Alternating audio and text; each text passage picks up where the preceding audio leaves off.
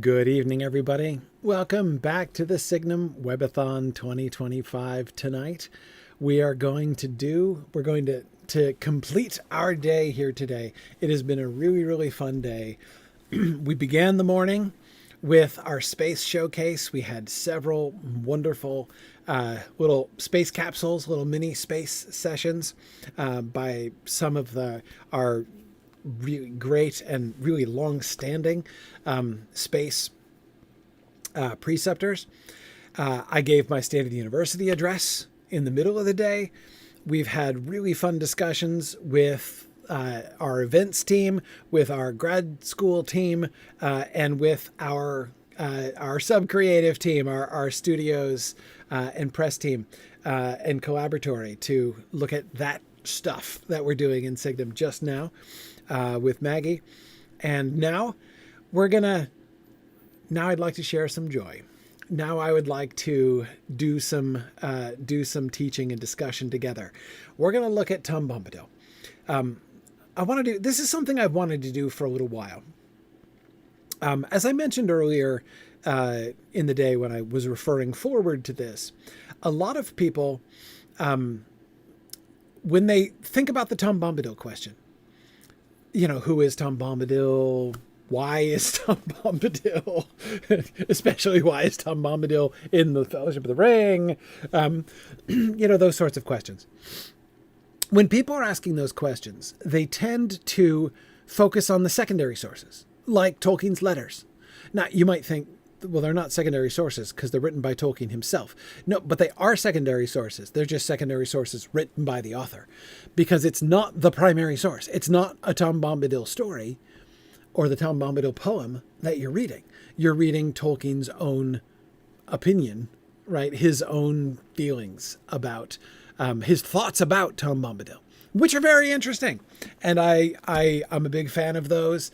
And I think that those are tremendously helpful to us in understanding Tom Bombadil. But it's even more important in understanding what Tom Bombadil is and who Tom Bombadil is and what the Tom Bombadil stories are doing? The texts. That's what, right? So we're going to do, instead of looking at Tolkien's letters, which is, again, where most Tom Bombadil conversations seem to begin, we're going to begin in the original texts.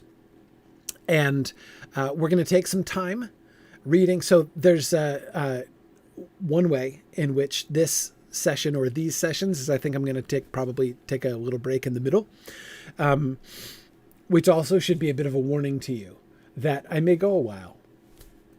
One of the things about this not being at a regular broadcast time is I'm not on a normal schedule today. So who knows how long we'll talk about Tom Bombadil today. But I'm going to talk about things a little bit differently. So as you probably know, what I love doing is close reading of a short amount of text. It will take me, as people exploring the Lord of the Rings fans know, quite a long time to work goodness, how long were we talking about Bilbo's I Sit Beside the Fire and Think poem? 7 weeks, I think. That's my normal pace, admittedly.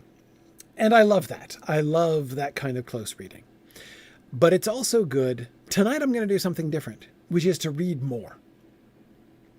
I'm going to read longer sections of text. Not without pauses, not without some close analysis, but we're not going to be going just like line by line and word by word to the same extent in talking about this stuff. I want to look at a slightly bigger picture. Now, it probably won't surprise you to hear that when I originally considered doing this, I had a much more grandiose idea of what I wanted to cover. I was like, let's read all of the primary text for Tom Bombadil. That's not going to be able to happen. I'm going to content myself with 2 long passages. And we're going to focus on those. And the 2 things that we're going to read are first, the history of Tom Bombadil, the poem published in 1934 in the Oxford magazine. So this is, the original version, as it were, of Tom Bombadil. And then we're going to read the passage in the Fellowship of the Ring when Frodo and Sam meet Tom Bombadil for the first time. So we're going to read that whole bit from when they meet him until the end of the chapter.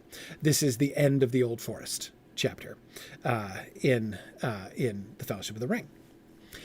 And this is what we're going to do.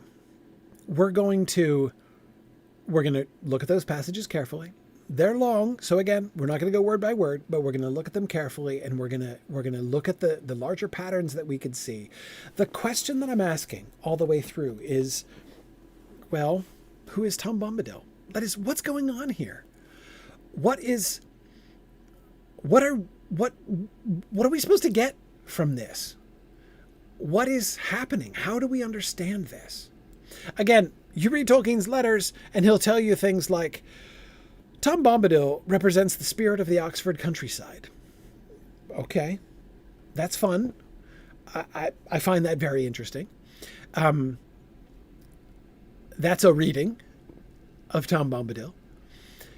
But it's not a very full answer to the question. You know?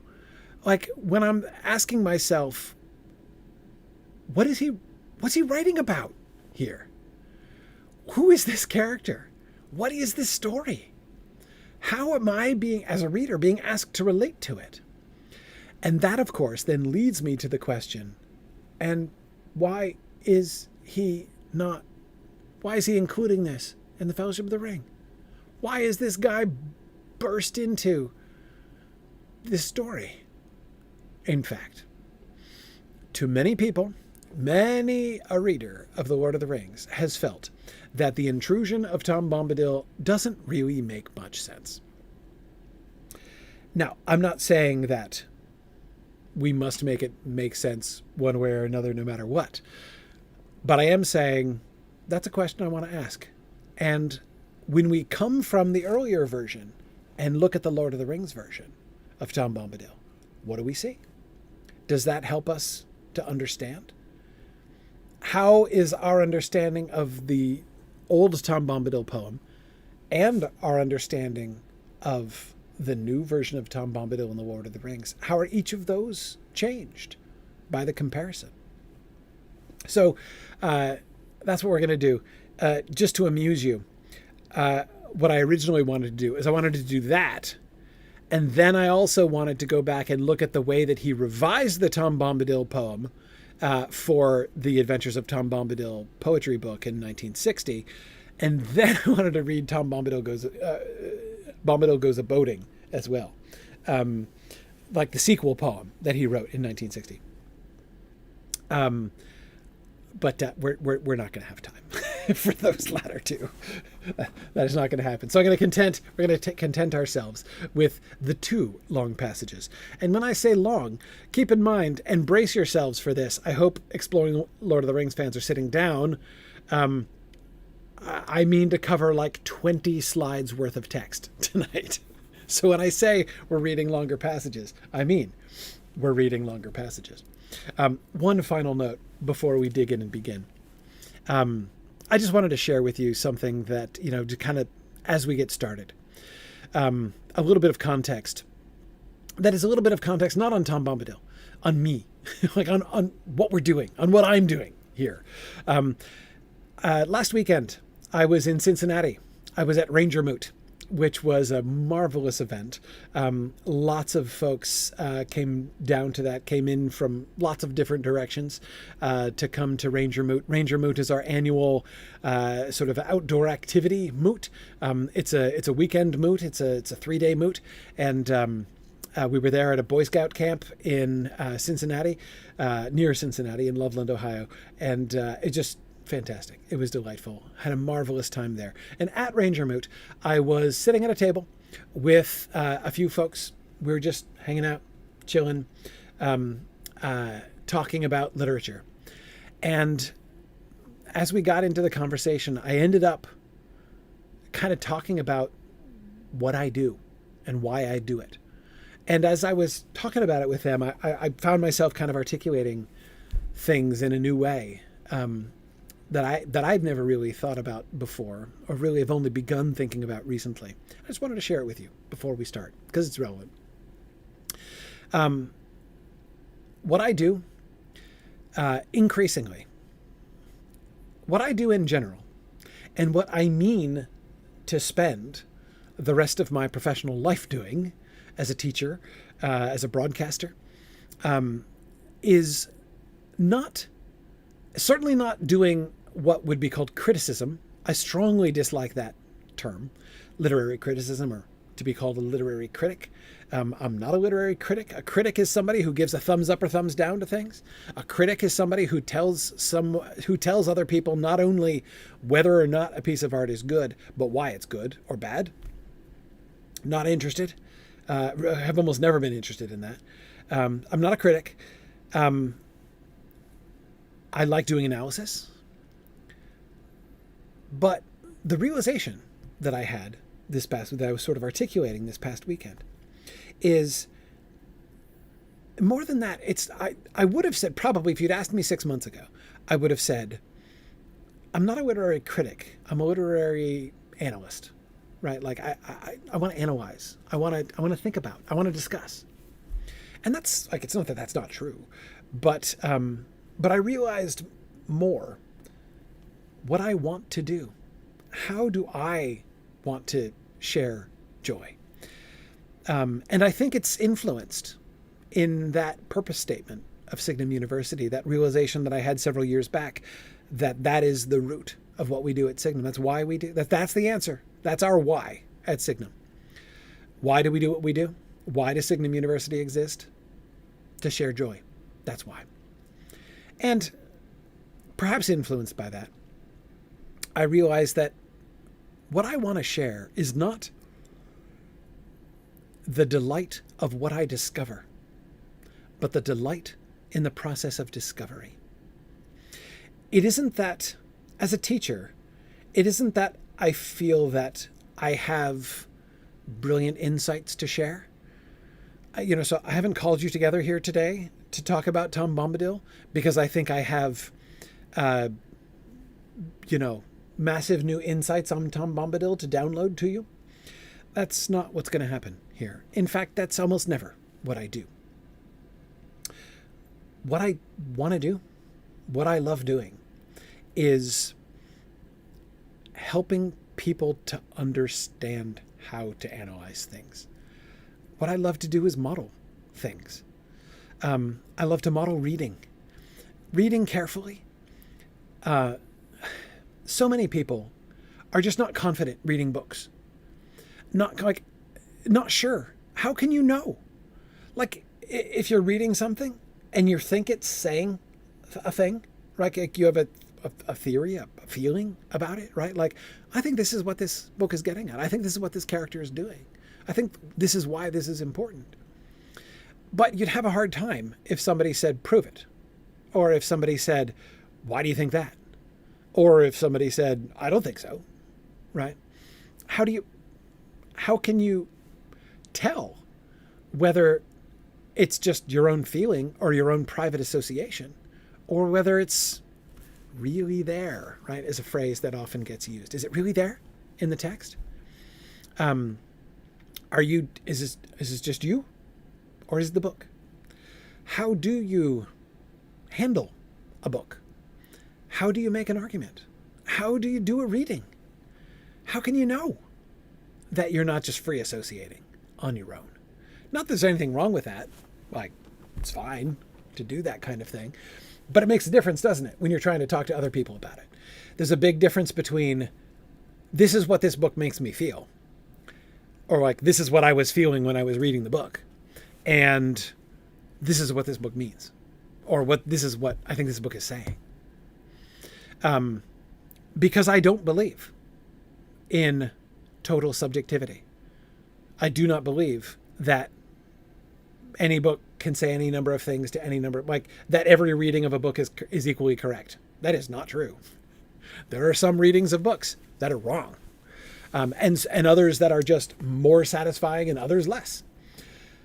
But how can you know? How can you be sure? Again, I've seen in my life a lot of people struggle with that. And not just in English class. I don't just mean I've seen bad students, right? I'm not just saying I've seen students write bad papers. True enough, I have, in fact, seen that. but I don't just mean that. I mean elsewhere. I mean in life. Because there are lots of times when this kind of skill is needed. In fact, it's a very applicable skill. Whether you're reading the news and are you parsing the bias inherent in the headlines and treatment of a particular news story, for instance, right? Or, and certainly this is something which for me has been very relevant. I am a Christian, and a great deal of my life in church has been spent in various stages of frustration with the process of trying to handle the Bible. That is a very practical skill for very many people. And I have had a great deal of frustration in seeing pastors sometimes do this with greater or lesser success as well.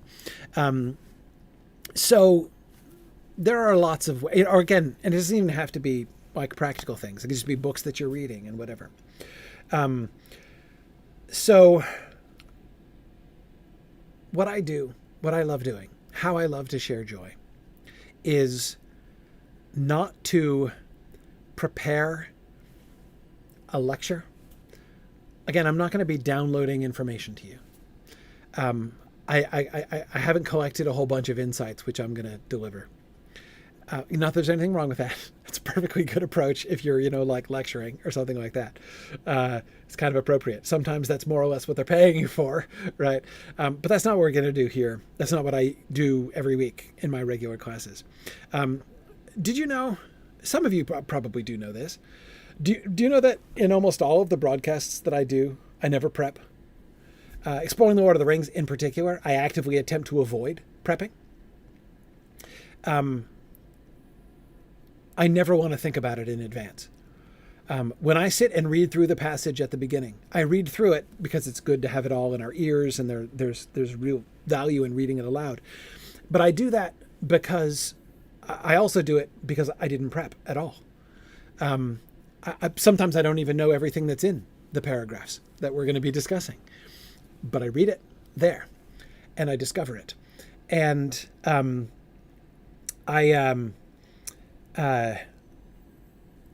so anyway, I love to discover things. I love the magical process of discussion and discovery. What I always want to do in my broadcasts is help people to go through and to learn how to go through and notice things and see the patterns in the things that you notice and come to conclusions and evaluate possible conclusions and possible readings. So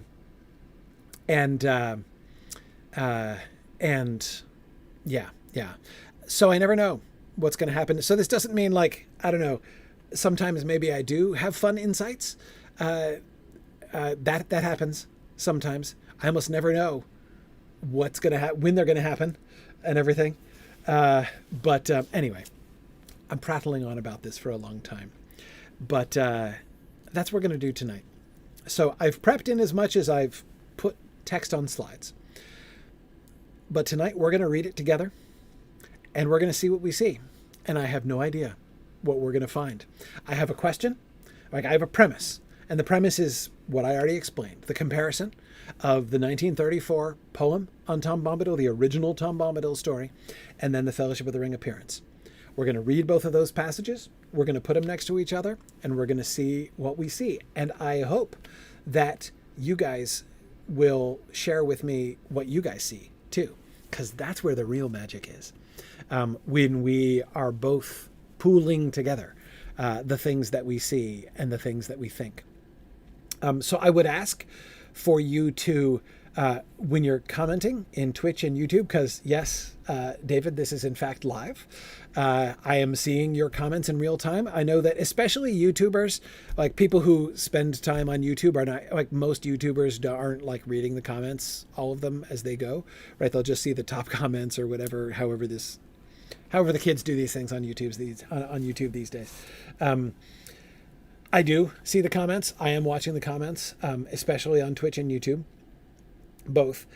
And I'm going to be interested in the observations that you make, which means I'd ask you, please try not to get into like side conversations, or try not to like talk to other people, like try to like turn your back on me and talk to other people. Use the chat as a way to talk to me and contribute in this discussion, because I'm here for it. And I'm excited to see what we discover about Tom Bombadil together. All right, let us begin. The poem. So the text of the poem that I'm beginning with, which is of course published, is The History of Tom Bombadil, which is interesting in itself. History, right? Not adventures. The history of Tom Bombadil. Published in the Oxford Magazine in 1934. This was, according to Hammond and Scull, like essentially the third version. This is what they call in their analysis in the complete poetic works of Tolkien. They call this the C text of the Tom Bombadil poem. He wrote an A text. He rewrote it as a B text. He tweaked it in a couple different places. And then the C text is the fair copy that he sent in and that was published by the Oxford Magazine. Let's think for a second about, before we begin, about the context here. The Oxford Magazine, this is sort of for a general readership. It's a magazine. So what a magazine is, I almost feel like I do have to say in 2025, this is what a magazine is. Not quite. But do you know where the word magazine came from? The word magazine is applied to a published periodical as a metaphor. It's a metaphorical usage of the word. Do you know what the literal usage of magazine is? It's a storage room, like usually where you store your gunpowder, right? A gun magazine or a powder magazine. You don't want anyone to bring any fire into the magazine normally, like on your 18th century battleships, for instance, because that's where you store all the gunpowder. But yeah, a magazine is a place where things are stored. And so the word was adopted metaphorically to describe this new kind of periodical, which became popular in like the mid 18th century. In part of my misspent youth in graduate school, I spent a couple summers doing research for an 18th century Brit scholar. That is, he's American, but he's a scholar in 18th century British and American lit. And I spent a lot of time reading through like the Gentleman's Magazine, which is like kind of the OG magazine, the one who invented the word, basically, this application of the word. Anyway, so the Gentleman's Magazine, that is, it's the publication where like all of these like random things that you might be interested in are stored. And so the Oxford Magazine, the early 20th century was still closer to that old usage. By the time we get to like the later 20th century, magazine didn't have that same, I mean, we're much further away from the actual use of magazine in any other context, right? So the word magazine became a dead metaphor, way earlier in the 20th century than most of us have seen. Because, one stopped storing gunpowder in magazines generally. By the 20th century. But anyway, as I say, it's still closer, and not just to the use of magazine elsewhere, but to the original publications, like the OG magazines, like the Gentleman's Magazine, like the Rambler, like the, again, many of these early publications,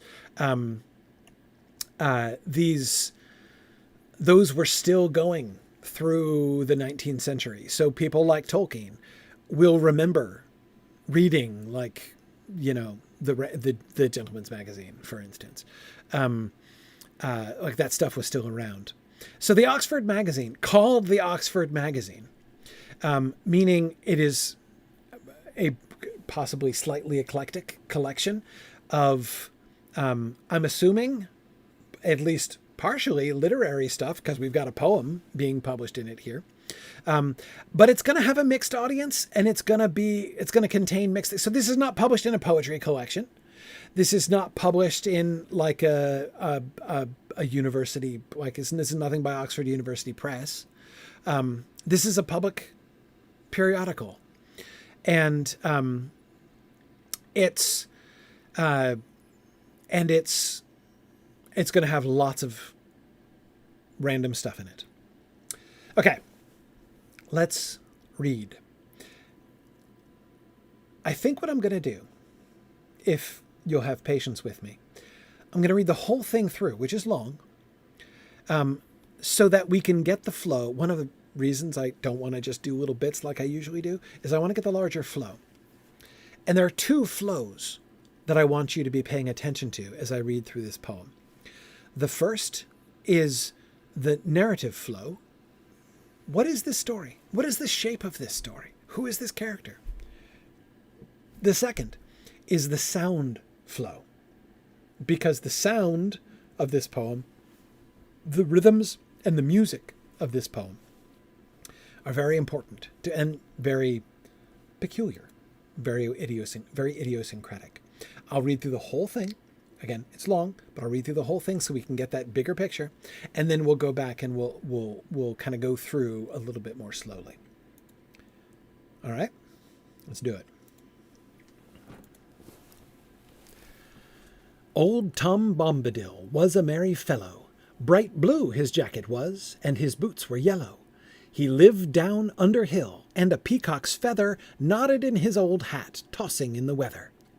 Old Tom Bombadil walked about the meadows, gathering the buttercups, a-chasing of the shadows, tickling the bumblebees, a-buzzing on the flowers, sitting by the waterside for hours upon hours. There his beard dangled long down into the water. Up came Goldberry, the river woman's daughter.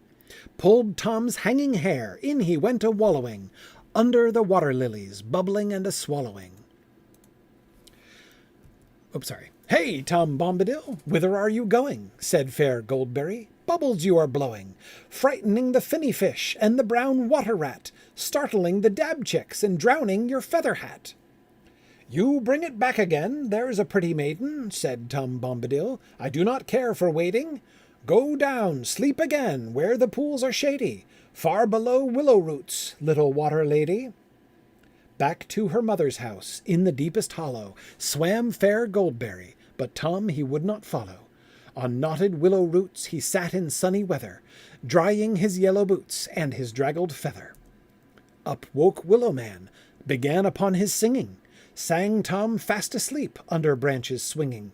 In a crack caught him tight, quiet it closed together. Trapped Tom Bombadil, coat and hat and feather.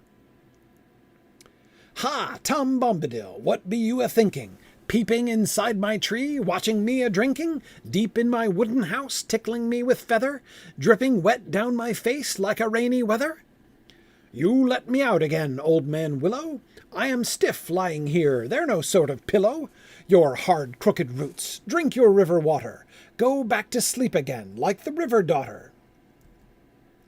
Willow Man let him loose, when he heard him speaking, locked fast his wooden house, muttering and creaking, whispering inside the tree. Tom he sat a-listening. On the boughs piping birds were chirruping and whistling. Tom saw butterflies quivering and winking. Tom called the conies out, till the sun was sinking. Then Tom went away. Rain began to shiver, round rings pattering in the running river. Clouds passed, hurrying drops were falling helter-skelter. Old Tom Bombadil crept into a shelter. Out came Badger Brock, with his snowy forehead, and his dark blinking eyes. In the hill he quarried, with his wife and many sons. By the coat they caught him, pulled him inside the hole, down their tunnels brought him. Inside their secret house, there they sat a-mumbling. "Ho, Tom Bombadil, where have you come tumbling, bursting in the front door? Badger folk have caught you. You'll never find out the way that we have brought you. You'll never find it out the way that we have brought you." Missed a syllable. "Now, old Badger Brock, do you hear me talking? You show me out at once. I must be a-walking. Show me to your back door, under briar roses. Then clean grimy paws, wipe your earthy noses. Go back to sleep again on your straw pillow, like fair Goldberry and old man Willow. Uh-oh, sorry. Mistake. Then all the badger folk said, "We beg your pardon," showed Tom out again to their thorny garden, went back and hid themselves a shivering and a shaking, blocked up all their doors, earth together raking. Old Tom Bombadil hurried home to supper, unlocked his house again, opened up the shutter, let in the setting sun in the kitchen shining, watched stars peering out and the moon climbing. Dark came under hill. Tom he lit a candle, upstairs creaking went, turned the door handle. "Who, Tom Bombadil? I am waiting for you. Just here behind the door I came up before you. You've forgotten Barrow White dwelling in the old mound, up there atop the hill with the rings of stone round. He's got loose tonight, under the earth he'll take you. Poor Tom Bombadil, pale and cold he'll make you. Go out, shut the door, and don't slam it after. Take away gleaming eyes, take your hollow laughter. Go back to grassy mound on your stony pillow. Lay down your bony head like old man Willow. Like young Goldberry and badger folk in burrow. Go back to buried gold and forgotten sorrow. Out fled Barrow White, through the window flying, through yard over wall, up the hill a-crying, past white drowsing sheep, over leaning stone rings, back under lonely mound, rattling his bone rings. Old Tom Bombadil lay upon his pillow, sweeter than Goldberry, quieter than the willow, snugger than the badger folk, or the barrow dwellers, slept like a humming top, snored like a bellows. He woke up in morning light, whistled like a starling, sang "Come, Derry doll, merry doll, my darling," clapped on his battered hat, boots and coat and feather, opened the window wide to the sunny weather. Old Tom Bombadil was a clever fellow, bright blue his jacket was, and his boots were yellow. None ever caught old Tom walking in the meadows, winter and summer time, in the lights and shadows, down dale, over hill, jumping over water. But one day Tom he went and caught the river daughter, in green gown, flowing hair, sitting in the rushes, an old song singing fair to birds upon the bushes. He caught her, held her fast, water rats went scuttering, reeds hissed, herons cried, and her heart was fluttering. Said Tom Bombadil, "Here's my pretty maiden, you shall come home with me, the table is all laden, yellow cream, honeycomb, white bread and butter, roses at the window pane, peeping through the shutter. You shall come under hill, never mind your mother, in her deep weedy pool, there you'll find no lover." Old Tom Bombadil had a merry wedding, crowned all in buttercups, his old feather shedding, his bride with forget-me-nots and flag lilies for garland, robed all in silver green. He sang like a starling, hummed like a honey-bee, lilted to the fiddle, clasping his river-maid round her slender middle. Lamps gleamed within his house, and white was the bedding. In the bright honeymoon, badger folk came treading, danced down under hill, and old man Willow tapped at window pane as they slept on the pillow. On the bank, in the reeds, river woman sighing, heard old Barrow White in his mound crying. Old Tom Bombadil heeded not the voices, taps, knocks, dancing feet, all the nightly noises, slept till the sun arose, then sang like a starling. "Hey, come, Derry doll, merry doll, my darling," sitting on the doorstep, chopping sticks of willow, while fair Goldberry combed her tresses yellow. The end. Yes, Karen, it is fascinating how many lines make it almost unchanged to the Fellowship of the Ring. I think there's only one that is perfectly unchanged. There might be more than one. The one that always jumps out at me that's exactly the same is yellow cream, honeycomb, white bread and butter. That is exactly what they serve to the hobbits. And it's their wedding feast, right? They're still celebrating. Tom Bombadil and Goldberry are still getting married every day when the hobbits meet them. Okay. Lots of stuff here, right? Lots of stuff to talk about. 128 lines of poetry. Over 12 slides, actually. More than 12 slides. Hang on, let me get, there was that stray one that I accidentally put in twice. There it is. Yeah, let me just, okay. That'll trip me up every time. Okay. First, let's begin. I said I want you to think about narrative shape, and I also said I want you to think about sound shape. Let's start with sound. We're not going to do a really detailed analysis here. That is, we're not going to do a line-by-line analysis. But what do you notice? What strikes you as the primary elements of the sound patterns of this poem? Bounciness. Tankard, totally agree. This is an extremely bouncy poem. More bouncy than usual. It's not just that it, regular patterns of unstressed and stressed syllables can sound bouncy under some circumstances. One of the things that makes it sound bouncy is Werginicus, just exactly as you say, lots of trochees. Let me explain what that means. When you have alternating patterns of stressed and unstressed syllables in poetry, an iambic foot or an iambic feel of a line is that the line generally goes unstressed, stressed, unstressed, stressed, bum, bum, bum, bum, bum, bum, bum, bum. This is the most common meter in English poetry. Who was it? Was it Robert Frost who said the English language is divided into two categories, rigid iambs and loose iambs? Like, it's just the natural flow of English, really. It goes into iambs very easily. But a trochee is the opposite. A trochee is when, once again, you have alternating stressed and unstressed syllables, but instead of going unstressed, stressed, bum, bum, bum, bum, bum, bum, right? The unstressed one first and the stressed one second. Trochee's the other way around. Starts with the stressed and then it's bum, bum, bum, bum, bum, bum, bum, bum. Hear the difference? In a sense, like if you have 8 syllables and every other one is stressed, you would think like those two lines are identical, but they're not identical, right? And it has a lot to do with how they are, how the syllables are fitted within words. Look at the first line. Look at the last 2 words. Merry fellow. Notice what happens there? Those are two syllable words, both of them with the stress on the first syllable. Merry fellow. So this is clearly not an iambic feel. I mean, you could say so take a merry fellow. Well, is unstressed, right? So you could be like unstressed, or you could like a merry fellow, right? To try to make it sound iambic, but it doesn't work, right? It just sounds wrong, right?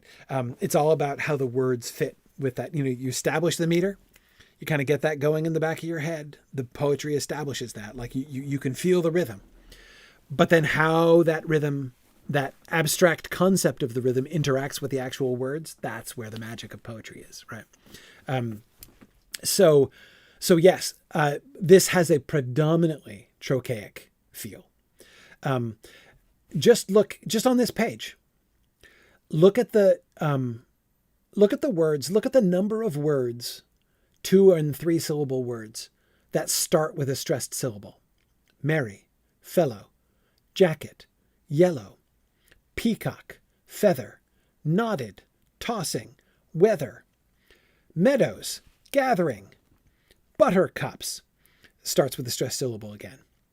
A chasing, so chasing, shadows, tickling, buzzing, flowers, waterside, dangled, water. Like almost every polysyllabic word starts with a stressed syllable. Almost every single one on the whole page. So yes, it gives you that, and trochee always sounds bouncier. An iambic pattern, bum bum bum bum bum bum bum bum. I sit beside the fire and think of all that I have seen. That's iambic. Notice how much less bouncy, how much gentler that is, because you ease into the stressed syllable with the unstressed syllable. I sit beside the fire and think, right? And cursed the faithless ship that bore him far from Nimrodel, right? Yeah. And then, yes, Dora Goldberry. Absolutely. Yeah. And not to mention, of course, Bombadil. Yes. If you tried to say Bombadil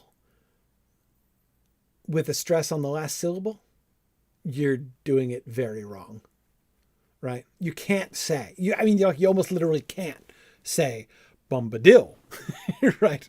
Or Bombadil or something like. I'm sure you've all had this experience, right? Where you've read a book with your eyes, that's say not in audiobook form, and you have in your own head this, how you pronounce the names, and then you talk to somebody else who's read the book, and you're like, what? Right? They pronounce them like, and it sounds like they're putting stresses in totally random to you sounding places. We've all had that experience, right? So in theory, you could imagine somebody trying to do something weird with Bombadil here. But the poetry, I mean, again, unless you're like truly deaf to rhythm, it's almost impossible to avoid the rhythm of Bombadil, to put the stress on the first syllable. And Sojourner, you are correct. Tolkien emphasizes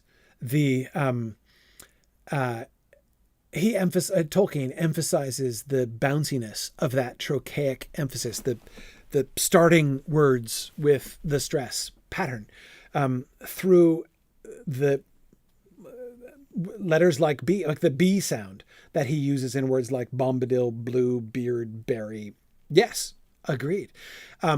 Lots of plosives. A plosive consonant is something that involves a sudden explosion of air between your lips. So that means consonants like B and D and T and K, right? Those are all Ch. Those are all plosive consonants. And they're not all plosives. Merry and fellow, neither of those are plosives. But bright blue jacket, boot, those are all plosives on the stressed syllable at the start of words, right? So yeah, we get that kind of thing a lot. Yeah, good. Okay. Bounciness, a generally trochaic pattern. Very true. That's very, this is one of the bounciest poems that Tolkien ever wrote. I mean, like, it's very bouncy. It's very bouncy. I don't know if I was actually doing it or I was only doing it in my head. I find it really hard to keep my head still when I'm reading this poem, right? I'm like, bright blue his jacket was, and his boots were yellow. Like, I tend to, do like the hip hop nod, right, to this poem because it's very bouncy and it's hard to resist that rhythm. But there's another distinct element to these lines, which is not just the general pattern, like the trochaic tendency. Look at the first two lines. Old Tom Bombadil was a merry fellow. Bright blue his jacket was, and his boots were yellow. That's like the classic couplet, right? Yes, good, Weirginicus. Yes. I feel like I should call you Weirginicus. Yes, they're split in half. The lines are split in half. It's hard not to pause in the middle.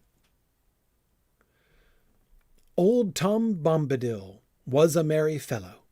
Bright blue his jacket was, and his boots were yellow. when you scan down, he doesn't always do this, but there's a great deal of punctuation smack in the middle of lines. Line 2, line 4, line 6, line 10, line 11, line 12, line 14, 13, 14, 16, 17, right? All over the place. Go down with the exclamation point. That's one of the first pieces of exclamation. Okay, hey, in line 13, sure. Where we're getting a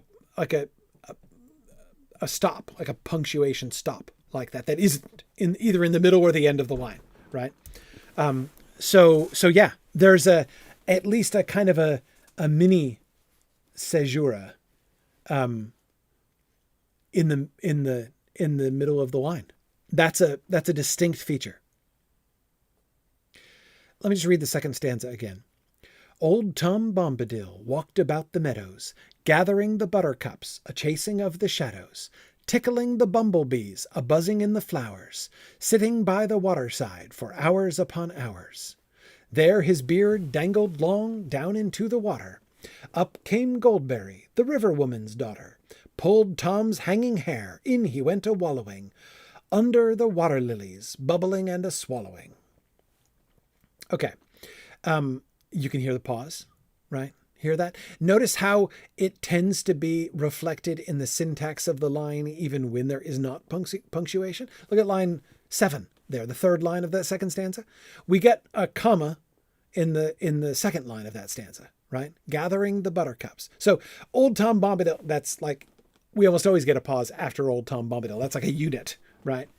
And then walked about the meadows, gathering the buttercups, comma, a chasing of the shadows, comma, tickling the bumblebees, a buzzing in the flowers. Now, that's one single phrase. There's no comma there, right? In fact, it's one continuous idea.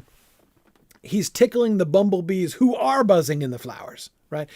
Tom isn't buzzing in isn't a list of things that he's doing, right? Tickle bumblebees, check. Buzz in flowers, check. He's not buzzing in the flowers. The bumblebees are, right? But yet still, you put at least a little bit of a pause there. Tickling the bumblebees, a buzzing in the flowers. As if we get like, who were a buzzing in the flowers, right? Sitting by the waterside for hours upon hours. When you establish, again, repeated patterns of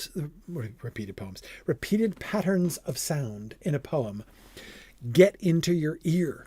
They get into your head. They train you, right? Like any other kind of pattern, like any other kind of habituation, right? The rhythm of poetry is supposed to get in your head. This, by the way, is why you should read it out loud. If you're not reading the poetry out loud, I can't reach it from where I'm sitting.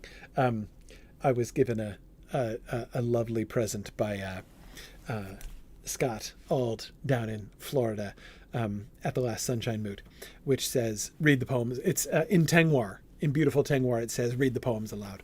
But I don't have it in arm's reach, so I can't show it to you. But anyway, this is why you read the poems aloud, because you need to hear it. Sometimes you need to hear it with your physical ear because your eye will skip over it. Your eye is much less good at detecting these kinds of patterns. It'll notice maybe things like the punctuation in the middle. But if you look at this second stanza, the punctuation we get there, comma in the second line, comma, period, comma, in the last 3 lines, probably isn't enough by itself to really trigger your eyes to the fact that that's a pattern, right? But your ears will hear it. Your ears will hear it. And once you hear it, it will start to shape how you read it. You will find, once your ear becomes habituated to the core patterns of the poem, your mouth starts following. Putting a slight pause between bumblebees and a buzzing, and between waterside for hours upon hours also. Now, what else do you notice? Did you pick up anything about the beginnings of the lines? That I'm kind of making obvious in the sense that this pattern is so strong that it gets in my ears so fast I can't get it out of my mouth. And it's another thing that has a strong impact on the general sense of bounciness of the poetic lines. Two stressed syllables together, absolutely. Or sometimes three. Old Tom Bombadil, right? The most characteristic sound of the Tom Bombadil lines is that they tend to start with what in official, poetic analysis language we would call spondies. That is, again, just equal sounded syllables. Old Tom Bombadil, Old Tom Bomb. Those are all three stressed syllables. You're not saying like Old Tom Bombadil, right? You almost physically can't say that. Or do it, that would be iambic. Or to read the whole thing trochaically. Old Tom Bombadil. You can't not stress Tom. Those syllables, the way they sound, the way that they assonate, right? All in the same vowel. Old Tom Bombadil. You can't not stress them all three. Line 2, bright blue. Two stressed syllables in a row. And then we slip into the trochees. Bright blue his jacket was. He lived. Line 3, we got it too. And then look what happens in line 4. Nodded in his old hat. That's not spondaic at the beginning. Nodded is just a normal trochaic foot there. Nodded in his old hat, tossing in the weather. That's just like a simple trochaic line, basically, without the repeated stresses at the beginning of the line.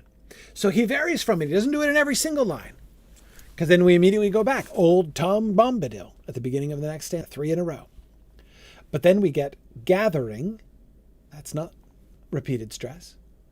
Tickling the bumblebees. That's not repeated stress. Sitting by the waterside. There his beard. That's not repeated. That's trochaic also. And then, but up came Goldberry. Up came Goldberry. 3 stresses in a row. You can't. It's not like up came Goldberry, right? Nor is it up came Goldberry. Up came Goldberry. Pulled Tom's hanging hair under the water lilies. So you see what he's doing? First, he establishes at the very beginning this very strong pattern. Boom, boom, boom, boom, boom, boom, boom, boom, boom, right? We've got trochaic, but first with the solid booms, the repeated booms. Old Tom Bombadil was a merry fellow. Bright blue his jacket was, and his boots were yellow. He lived down under hill, and a peacock's feather nodded in his old hat, tossing in the weather. What is the effect, then, of not doing that pattern in line 4? The effect is that it changes the focus. It changes what we focus on. I was going to say it shines a spotlight. That's sometimes true. It's definitely true in the next stanza. Sometimes it's also the other way around, though. In the first stanza, I think it's the other way around. It's like a non-spotlight. Is it like a flash dark, I suppose, in line 4? That is to say, line 4 is uniquely unemphasized. It sounds like a mere, it's like it's not its own line. It sounds like a mere extension of line 3. He lived down under hill, and a peacock's feather nodded in his old hat, tossing in the weather. Now, lines 1 and 2 also are one sentence. But you hear the difference? Old Tom Bombadil was a merry fellow. Bright blue his jacket was, and his boots were yellow. Now, technically that is one sentence, divided by a colon. But that second line sounds totally freestanding, like it's a different idea. Right? Proposition number 1, Tom Bombadil is a merry fellow. Proposition number 2, His jacket was bright blue. And by the way, his boots were also yellow. Proposition 3. He lived down under hill, and a peacock's feather nodded in his old hat, tossing in the weather. That's all kind of one thing, if you see what I mean, right? And yeah, I like that, Tankard of Tea. It is like bouncing and then spinning in a dance. There are lines that'll just dance. And for a while, at the beginning of stanza 2, old Tom Bombadil. Now, the first 4 lines were sort of biographical, right? That was like his byline, right? Tom Bombadil's little biographical blurb in the first 4 lines. Starting in line 5, we get what Tom Bombadil does. And notice that when we get that, we get 4 lines in a row. We get a whole quatrain, set of 4 lines. It's all one sentence, with only the one set of booms, right? The one set of equally emphasized syllables. And the rest of it is all a list of things happening. Old Tom Bombadil walked about the meadows, gathering the buttercups, a chasing of the shadows, tickling the bumblebees, a buzzing in the flowers, sitting by the waterside for hours upon hours. One thought. So see how he is using these variations in the line shapes, like the sort of the sound shapes within the lines, in order to structure it in our ears, as well as in our brains, right? You can feel that that's one thought. You don't even need to notice that it's one sentence syntactically to hear that that's one concept. And then what happens? There his beard dangled long down into the water. There his beard. So this is a new idea, but we're still not booming. We're still not doing the repeated stress. There his beard dangled long down into the water. So this is still an extension of the previous action. But then what happens? Up came Goldberry, the river woman's daughter, pulled Tom's hanging hair. In he went a-wallowing, under the water lilies, bubbling and a-swallowing. So of this second quatrain, in this second 8-line stanza, notice we've had a 4-line stanza and an 8-line stanza. The stanzas are inconsistent. They're not all the same in length. And we can see they're not all the same in structure either, right? The first one was 3 strong. I will adopt some I'm making this up right now. I'm gonna invent some Tom Bombadil poetry nomenclature, and I'm gonna call the ones that start with repeated stress syllables strong lines, and the ones that start with trochaic phrases weak lines. Okay, so the first syllable is 3 strong lines, 1 weak line. The second stanza starts with a strong line, and then we get 3 weak lines in a row to finish that sentence, that quatrain. Then we get a weak line, strong line, weak line, right? And do you see what he accomplishes by this? Do you see what he draws our attention to? He draws our attention to Goldberry's action. Again, this stanza starts with Tom Bombadil doing stuff. And there his beard is hanging down because of like what he did, sitting by the waterside. And then the next thing that you should pay attention to, the next movement, the next action. Up came Goldberry, pulled Tom's hanging hair. Her 2 actions. Goldberry rising up, Goldberry pulling down. And the last line is an extension of the 3rd line. Pulled Tom's hanging hair, in he went a-wallowing under the water lilies, bubbling and a-swallowing. A strong line and a weak line. See how he does this? So when this is why I always say it's so important to, before you get too involved in the meaning of a poem and like the narrative and like what the words are actually saying, notice the patterns of sound. Because when you notice the patterns of sound like this, now we've got some extra data, right? Now we have, well, I won't say a key because that's kind of crude, right? Poems don't have keys, but they're not locks and they don't have keys. But we have some tools, right? We have some patterns that we've noticed that I think can really help us. And here's a way that it really helps me.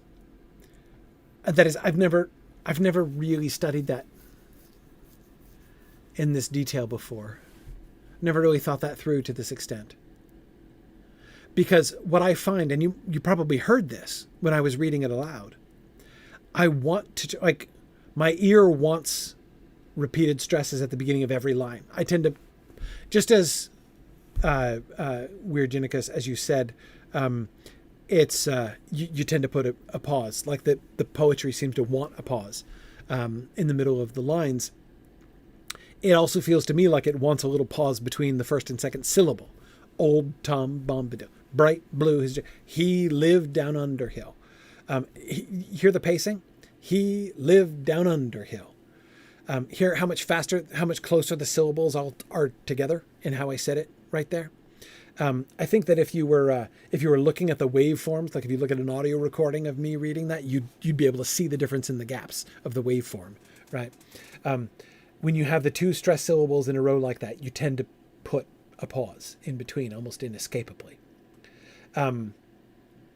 So I tend to, when I'm reading it aloud, I tend to want to put that stress everywhere, but it isn't everywhere. And it's important to be sensitive to where the poem's asking you to put it and where you're not supposed to put it. Because if you follow that guidance, it will draw your attention to things that maybe you should be paying attention to, like Goldberry here. Let's experiment. Let's see if this stands up. Let's look at the next stanza. Hey, Tom Bombadil, whither are you going? Said fair Goldberry, bubbles you are blowing, frightening the finny fish and the brown water rat, startling the dab chicks and drowning your feather hat. You bring it back again, there's a pretty maiden, said Tom Bombadil. I do not care for wading. Go down, sleep again, where the pools are shady, far below willow roots, little water lady. Yeah, it does. It does. When reading it aloud, I sometimes get trapped into trying to put the spondy, the boom boom, where it doesn't actually go, and it sounds wrong. You can hear it sounds wrong when I say it. And but now you can having noticed that pattern, you can feel the flow. Hey, Tom Bomb, said fair gold. Yeah, said fair gold. So her first address to him, and then the conversational tag, attributing it to her, including her name.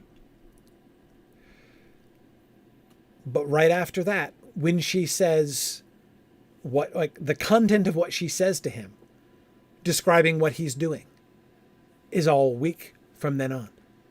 Bubbles you are blowing, frightening the finny fish and the brown water rat, startling the dab chicks, drowning your feather hat. So Tankard, there you go. You've got your spin there, right?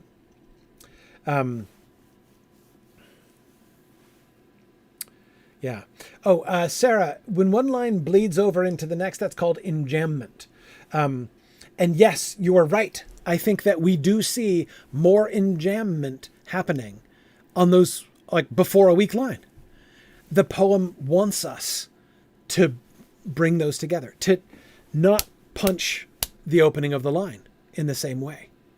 Hey, Tom Bombadil, whither are you going? Said fair Goldberry, bubbles you are blowing, frightening the finny fish and the brown water rat, startling the dab chicks, drowning your feather hat.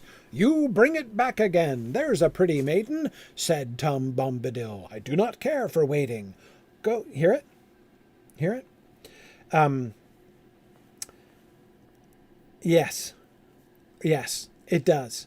The lines in jam, it's all one larger, and the caesura is still there. We see that, marked by the comma in startling the dab chicks, drowning your feather hat. So we still do get that tendency to pause in the middle of the line. But yes, I agree. You can hear the whole flow. Did you see how the sound of the line? Did you see how the sound of the line told us that Tom Bombadil was responding? Like, we knew somebody else was talking even before we got to the conversational tag, right? You bring it back again. There's a pretty maiden. That's obviously Tom replying. This is the beginning of a new thing, another strong line. And then, just like at the beginning of the stanza, when we got the strong beginning of her speech and the strong conversational tag with her name, so we get the same thing. Strong beginning of his speech, strong conversational tag, said Tom Bombadil in the second line. But what does Tom get? Go down, sleep again, where the pools are shady, far below willow roots, little water lady. Ooh, Tom Bombadil's speech is 3 strong lines. Every single one of the 4 lines in Tom's commanding, imperative-ridden speech is strong. Isn't that interesting? Is this what he means when he says that his songs are stronger songs? I didn't even think of that. Maybe my spontaneously made up nomenclature about weak and strong lines is better than I thought. Back to her mother's house in the deepest hollow swam fair Goldberry, but Tom he would not follow. On knotted willow roots he sat in sunny weather, drying his yellow boots and his draggled feather. Stanza 1 again.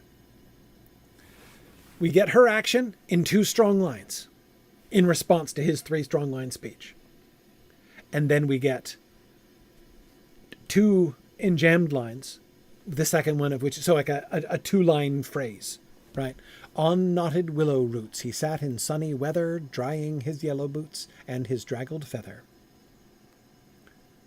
Yeah. Up woke Willow Man, began upon his singing. Sang Tom fast asleep, under branches swinging. In a crack, caught him tight, quiet it closed together. Trapped Tom Bombadil, coat and hat and feather.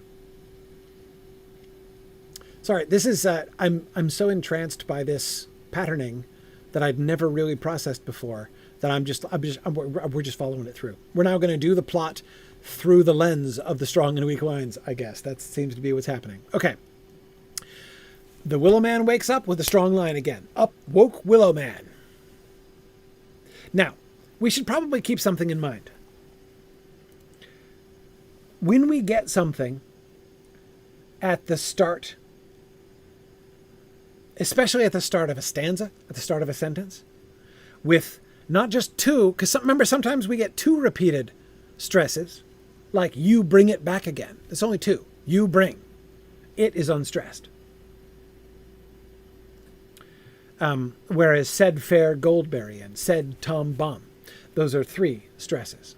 Go down, sleep again, 3 stresses. Far below, 2 stresses. So there's strong lines and there's really strong lines. But the really strong lines, what is the origin of the really strong lines? What do we kind of hear in the back of our heads already whenever we get a stanza that starts with 3 lines? Tom's name. What is the strongest of lines? Old Tom Bomb. That's what. Right? Because we got that drilled into us from the start. Old Tom Bomb. Old Tom Bomb. Tom Bombadil's name. And we get it from Goldberry. Hey, Tom Bomb. So when she is sort of in her own sort of strong posture to him, having yanked him in the water and now making fun of him, she uses that 3-beat line. And then we get it again with her name, said fair Goldberry. That's like a in your face, Tom Bombadil. Right? I'm going to not only do your rhythm, the Bombadil rhythm, but I'm going to do it with my name. Right? the conversational tag is going to be me. And then what happens? Tom takes it back. Said Tom Bomb. Go down, sleep. Yeah, exactly, Sarah. The said Tom Bomb is the response, right? He one-ups her in the end and sends her off to sleep. And so when we get and now this pattern is clearer. Up woke Willow Man. Okay. Now we've got the Willow Man in the spot, right? And of course, this is soon, not quite yet, but soon going to be reinforced by his repeated name, Old Man Willow, right? What's the difference between Old Man Willow and Old Tom Bombadil? One syllable, right? One syllable. Old Man Willow. Stress, stress, stress, unstressed. Old Tom Bombadil. Same first four syllables and an extra stress at the end, right? Bombadil's a little stronger than Old Man Willow, I think. Up woke Willow Man, began upon his singing, sang Tom fast asleep, under branches swinging.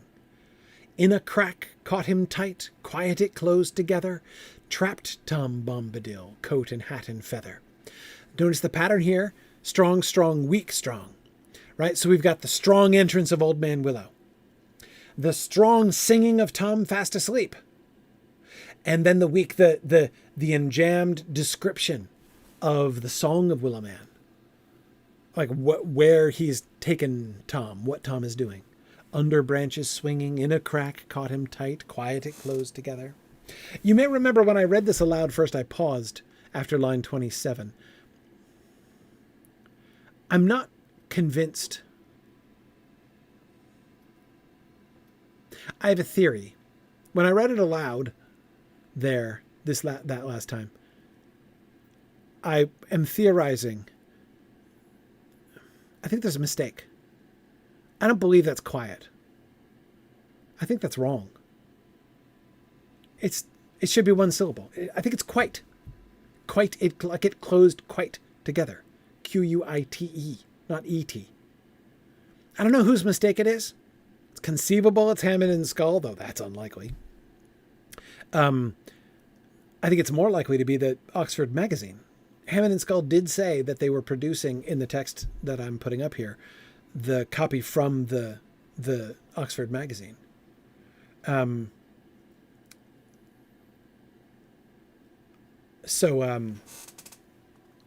I wonder. I have a little suspicion. In a crack, caught him tight, quite it closed together. Quiet as a two-syllable word just sounds totally discordant there to me. Sang Tom fast asleep, under branches swinging, in a crack caught him tight, quiet it closed together. No. I disbelieve it. I think it's quite. The midline break is preserved either way, I think. Quite it closed together. The version you found online says snick it closed together. I believe that's the, I'm going to say, I think that's the Adventures of Tom Bombadil version. Hang on. My old copy of the Tolkien Reader. Let's see. Snick is a quotation. That's a reference to the Fellowship of the Ring. Snick, you may remember, is the sound that the willow tree makes when it closes together.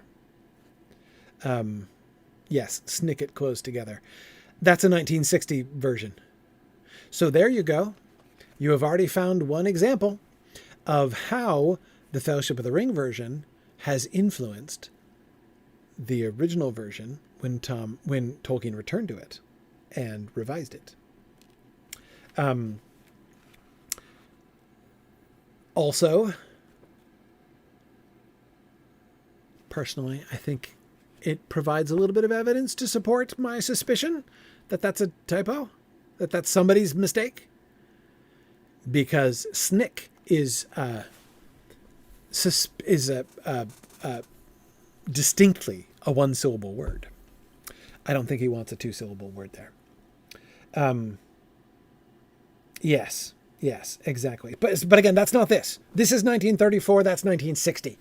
He's returning that, so that you can't take the Adventures of Tom Bombadil. Like, it's a different poem. It's very similar, right? But it's a different poem. And it has decades of history behind it now. You can't lump them together. They're not the same poem.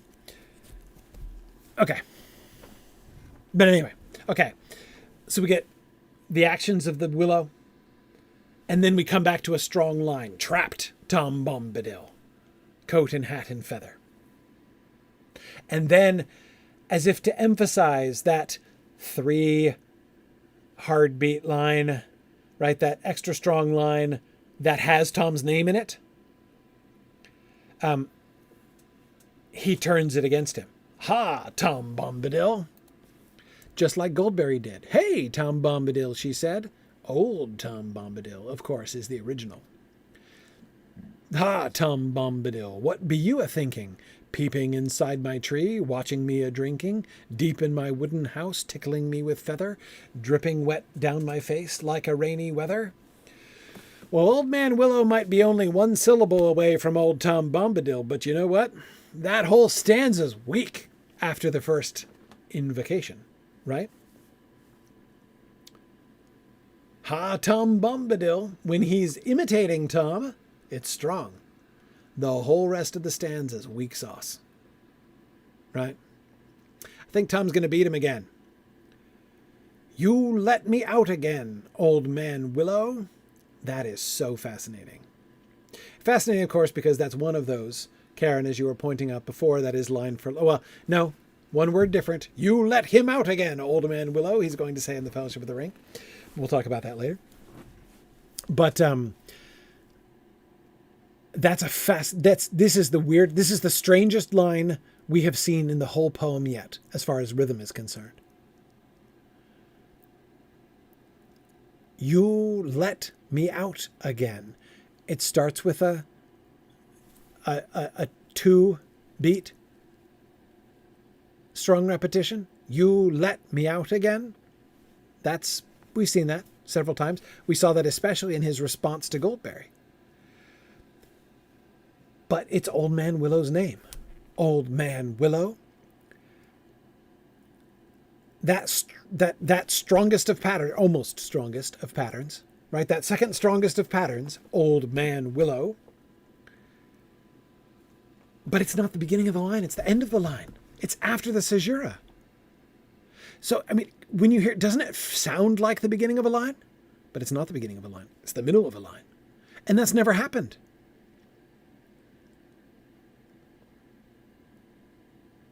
That a 3-beat repeated stress halfway through a line, that's unique so far.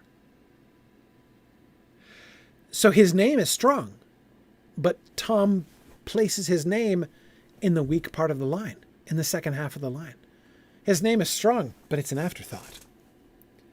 After Tom's own strong declaration, you let me out again, Old Man Willow. I am stiff lying here, they're no sort of pillow.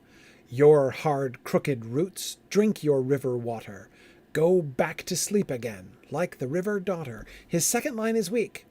I am stiff lying here. Your hard crook. Go back to sleep again. Once again, Tom Bombadil outmuscles him.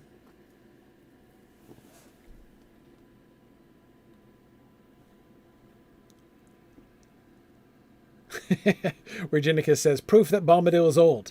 Lying wrong makes him stiff, and he thinks getting more sleep will solve all problems. Fair enough. Willow Man let him loose when he heard him speaking. That's really interesting. We got a parallel back to her mother's house in the deepest hollow. That is, after their exchange, we got a stanza which began just telling us what Goldberry did, right? The narrator speaking to describe the action. That one started with a 2-beat strong line, back to her mother's house. The Willow narrative stanza is weak. Willow Man, Old Man Willow is a strong name. Willow Man is a weak name. Willow Man let him loose. When he heard him speaking, locked fast his wooden house, muttering and creaking. Whispering inside the tree, Tom he sat a-listening. On the boughs piping birds were chirruping and whistling.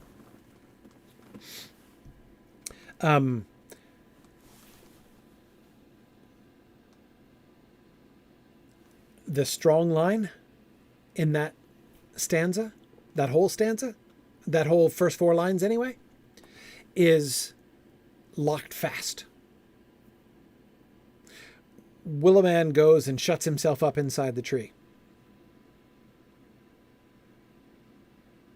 By the way,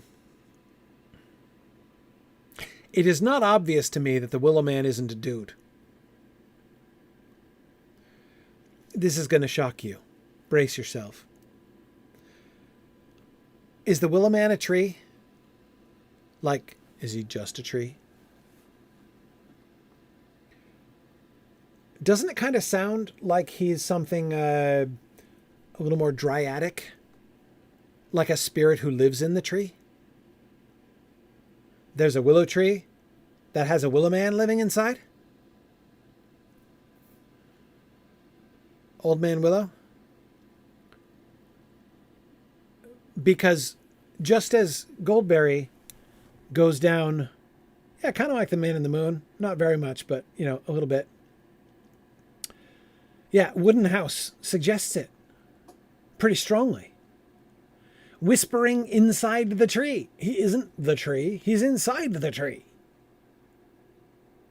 And Tom is listening to the Willow Man talking inside the tree. Right? I think Old Man Willow is not an animate tree in the poem. I think he's some kind of, just as Tom Bombadil has just met a water spirit, or a water lily spirit, perhaps, the river daughter, and he sends her back into her element, back down into the water. So now he meets a wood spirit who's inside. With that in mind, let's go back. Up woke Willow Man. Began upon his singing. So the Willow Man comes out of the willow, sings Tom fast asleep, catches him in a crack because he controls the tree apparently. And he traps Tom Bombadil in a crack. Peeping inside my tree. Yeah. This is my tree that you're peeping around in. You're watching me. You're not supposed to watch me drink. It's not about watching the tree drink. It's watching him drink deep in my wooden house. Yeah. I think that's actually reasonably clear. Do you know I've never noticed that ever in my life? Because it won't surprise you to hear, I read The Fellowship of the Ring before I read the history of Tom Bombadil, right? And so we tend to import, right? Yeah. Sometimes reading closely, sometimes noticing things. It's literally, it's just about seeing what's actually there on the page. When you read carefully, it's amazing how many things we just don't pay attention to them. Like, that's one of our biggest problems in reading. Tankard, it makes entirely a great deal of sense. to think that a tree spirit is like vulnerable if seen outside. That's just why he's offended, right? Like, why are you spying on me? Yeah. Yeah. And Karen, yes, absolutely. Tolkien would have been familiar with various Green Man myths of England, just as he's familiar with the various river mischievous or murderous river lady who lurks in the shallows of river and pulls in people, especially children, to their deaths. Yes. Yes. Is Old Man Willow like the Green Man? Yes. Is Goldberry like Jenny Greenteeth? Yes. Yeah. Yeah. It's not the same, right? You can't draw an equal sign there, obviously. But is Tolkien aware of these sort of rustic, more rustic even than poetic traditions, really, in England, as I understand? Yes, he's totally aware of it. And then notice we get all the weak lines there in this narrative after locked fast his house. Muttering and creaking, whispering inside the tree, Tom he sat a-listening. On the bough, piping birds were chirruping and whistling. Then what? Tom starts doing things, and we get strong lines again. Tom saw butterflies quivering and winking. Tom called the conies out till the sun was sinking.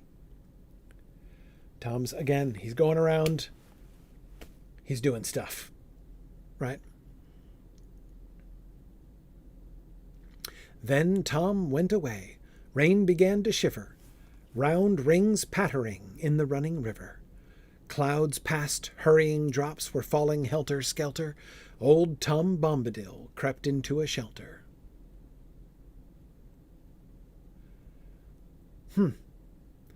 Lots of strong things.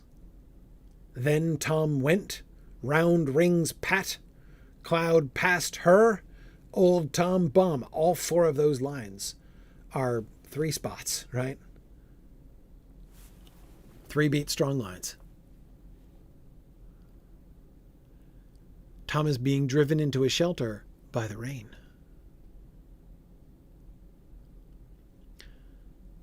But probably even the rain's songs aren't stronger songs than Tom's.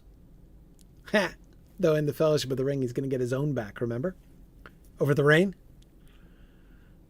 Remember how the rain fails to wet him in the Fellowship of the Ring? Long-standing feud, apparently. Sorry, I shouldn't do that. I should be more disciplined.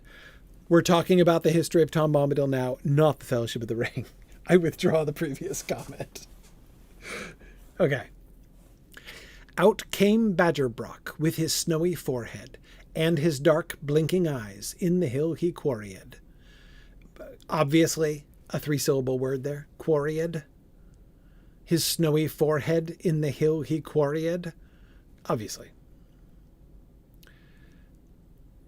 With his wife and many sons, by the coat they caught him, pulled him inside the hole, down their tunnels brought him.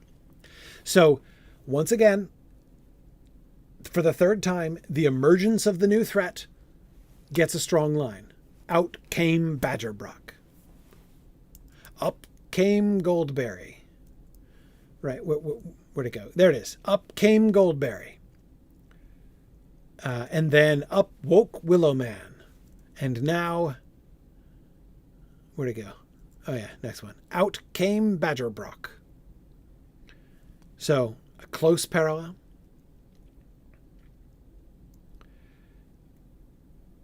But his description is immediately weak thereafter. With his snowy forehead and his dark blinking eyes, in the hill he quarried with his wife and many sons. Hear all the enjambment, all the weak beginnings of lines. By the coat they caught him, pulled him inside the hole. There we go. There, as has been generally the case, the strong action against Tom Bombadil gets a strong line. Down their tunnels brought him. Inside their secret house. I think it has to be. So normally this is that's a really interesting line.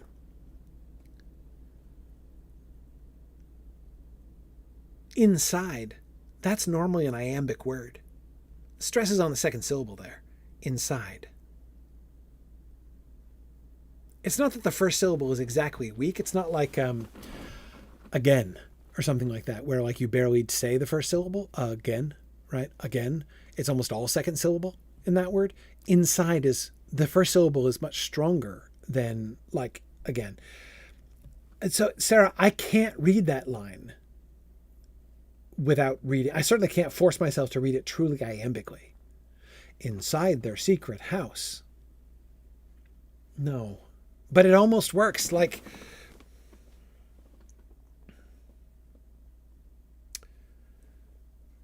I think that's just awkward.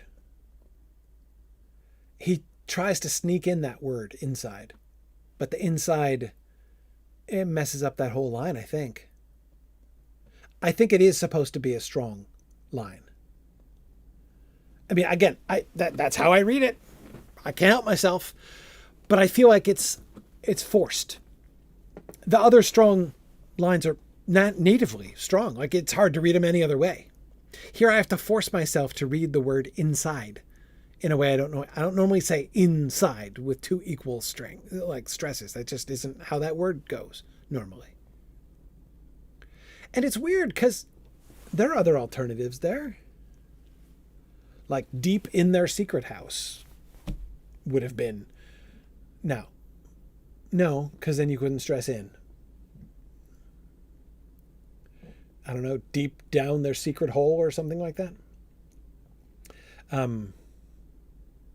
Even into would work better, Karen. I agree with you. Because at least with into, the stress is on the first syllable. Now, it would be a weak line, right? Just like my deep in, the first one I suggested. Now, deep within, again, with within the stress is on the second syllable. So that would be a weak line too, unfortunately. Deep down would be strong. Nice and strong. Deep down their secret hole or something like that, then we lose the house metaphor, but which he's going to pick up on with the front door in just a minute. I feel myself pushed towards a conclusion that I generally resist, not forever, but initially I resist. I think that's just a bad word choice there. I think it's just a blemish. Honestly, it works as a strong line if you make it, but you have to force it. And so it's a blemish, I think. I think that's a line that's just not as good as the rest of them. It happens. It happens. As I say, I always resist that because you can be made to look like a bally idiot if you are too quick to say, oh, that's wrong. Like if you see something and you don't understand it, it's not what you expected and it seems weird to you. If you're too quick to dismiss it and be like, oh, that's just incompetence or whatever, right? It may be that there is a pattern that you're missing. I often find this to be the case. And so my first reaction when I see something like this is to try to resist that. Because again, a quick conclusion is usually wrong when it comes to, or can be, or at least you can miss things. And then you look like the fool. But here, after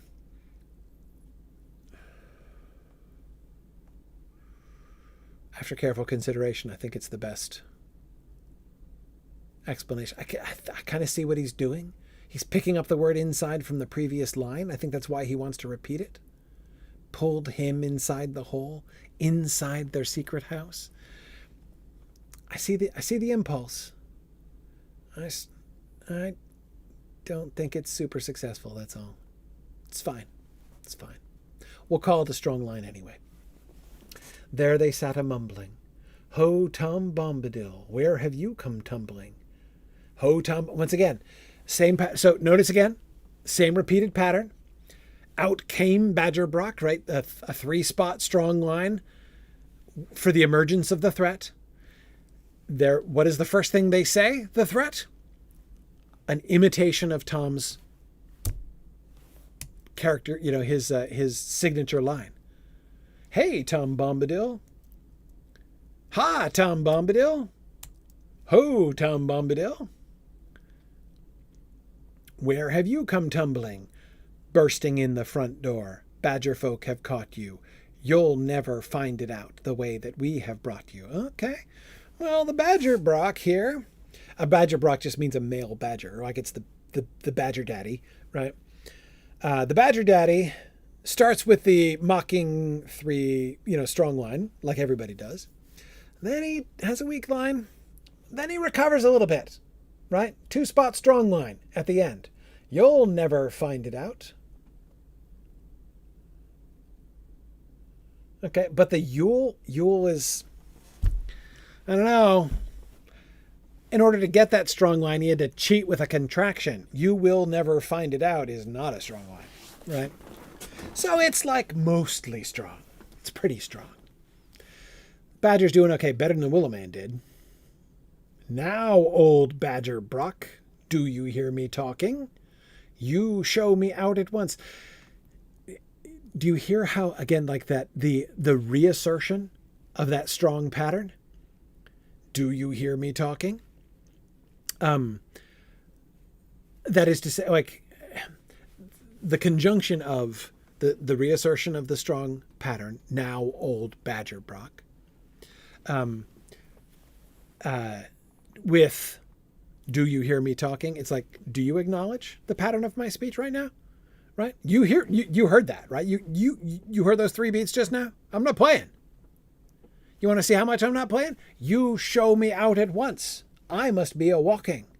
Show me to your back door. Like it has to be. Show me to your back door, under briar roses. Then clean grimy paws, wipe your earthy noses. Go back to sleep again on your straw pillow, like fair Goldberry and Old Man Willow. Okay. Once again, Tom Bombadil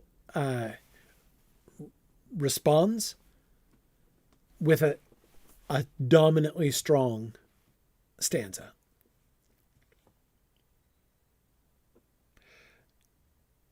And notice, what is the strongest line? The first line, where he establishes that strength. Are you listening to me? Is his name, Old Badger Brock.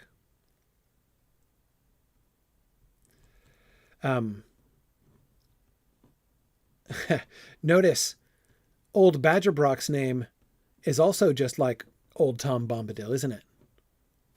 Old Badger Brock. Stressed, stressed, unstressed, stressed. So notice, Old Man Willow is just like Old Tom Bombadil, but it's 1 syllable short. Which one? The syllable at the end. Old Badger Brock is also exactly the same, but exactly 1 syllable short. But which one? The one at the beginning. Right? To get that 3rd beat in there, he has to add an extra word. Now, Old Badger Brock. Now, Old Badger Brock is precisely the same rhythm as Old Tom Bombadil.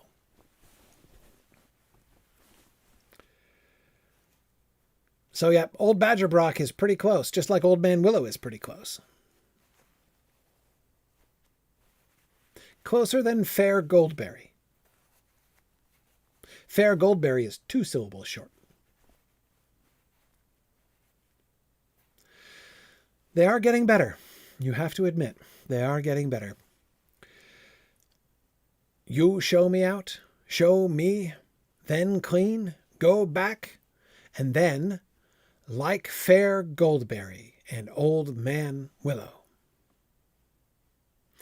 Now, here we get both of their other names, both of the names of the first 2 antagonists, and both of them said with strong beats.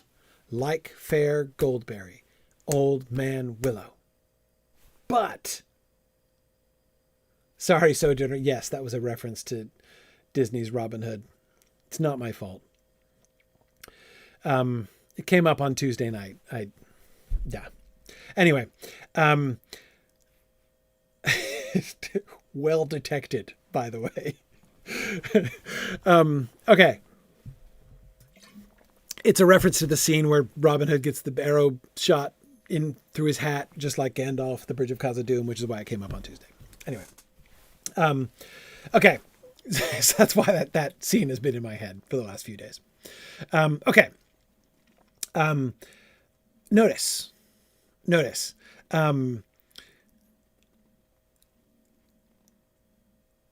That last line is weird. Not only does it have two strong three beats. Remember, he's done Old Man Willow, the strong name at the end of the line before, but it's super weird here. Do you hear how weird that line 60 is? Go back to sleep again on your straw pillow, like fair Goldberry and Old Man Willow.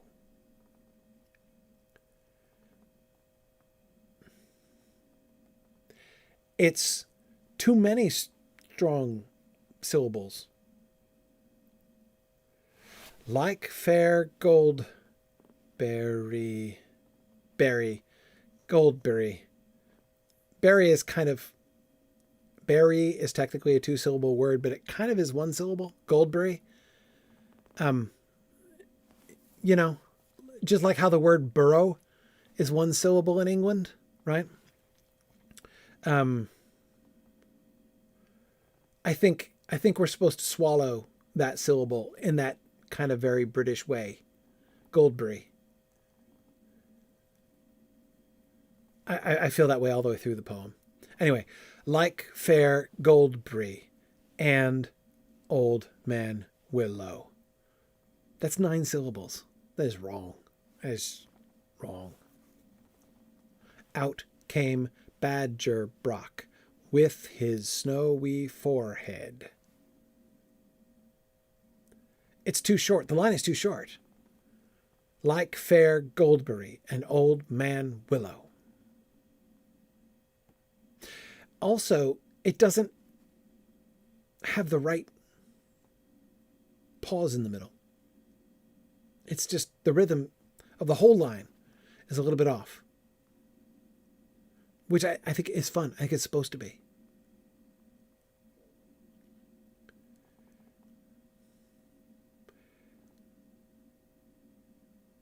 On your straw pillow, like fair Goldberry and Old Man Willow. He's just showing off at this point. He's not just flexing to the Badgers. He's like flexing at Goldberry and Old Man Willow to the Badgers. He's like, I don't even have to worry about it, right? I'm not going to even bother with a full poetic line. I'm just going to do their two names, slap their two names together, which is like mostly a line, but it's going to be a whole bunch of bouncy syllables, man. But, whatever.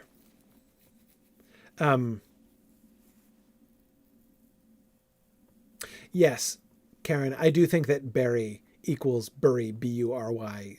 Yes, that's, I think. And Karen, I know you're in Yorkshire, right? So you're a little far, but you're closer to this than I am. So maybe you can help. I think that East Midlands would be more like Bury.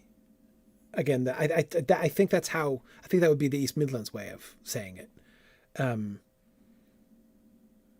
I think they would have that tendency, but like, I'm not an expert in English dialects, English accents.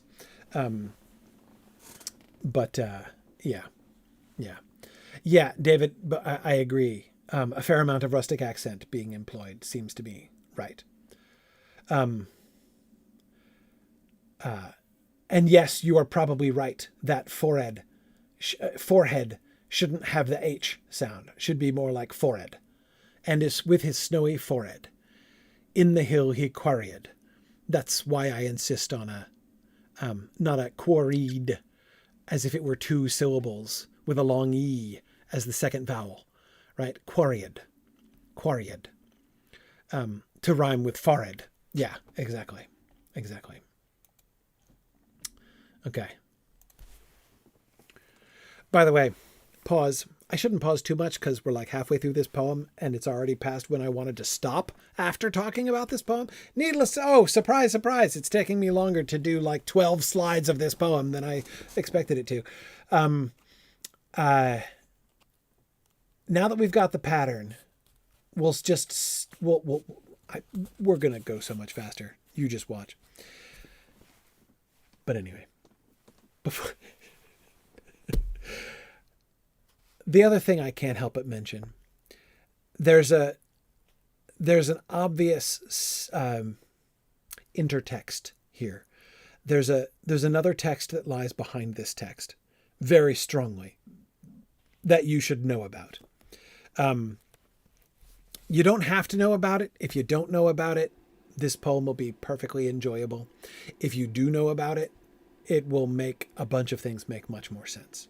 And that's the Kalevala, the Finnish Kalevala, which A, is in a very strong trochaic meter that gets into your head like nobody's business. And B, is very concerned with people who go around the countryside singing at things and people in order to make them happen, or meeting somebody in the road and having a song battle to see whose songs are stronger songs. The combination of this like strong, dominant trochaic sound and the whole song battle thing that they're doing, for which the trochaic and strong and weak line form is like the mechanism, it's straight Kalevala.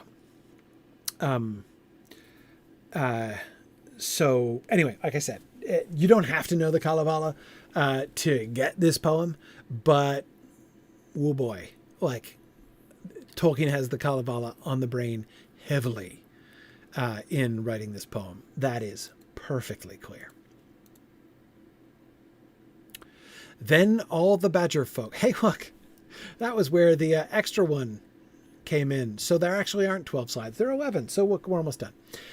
Then all the badger folk said, "We beg your pardon," showed Tom out again to their thorny garden, went back and hid themselves, a shivering and a shaking, blocked up all their doors, earth together raking. Once again, the narrator comes in, and we get a little speech from them just in the weak half of the line, and we get the strong verse from the narrator.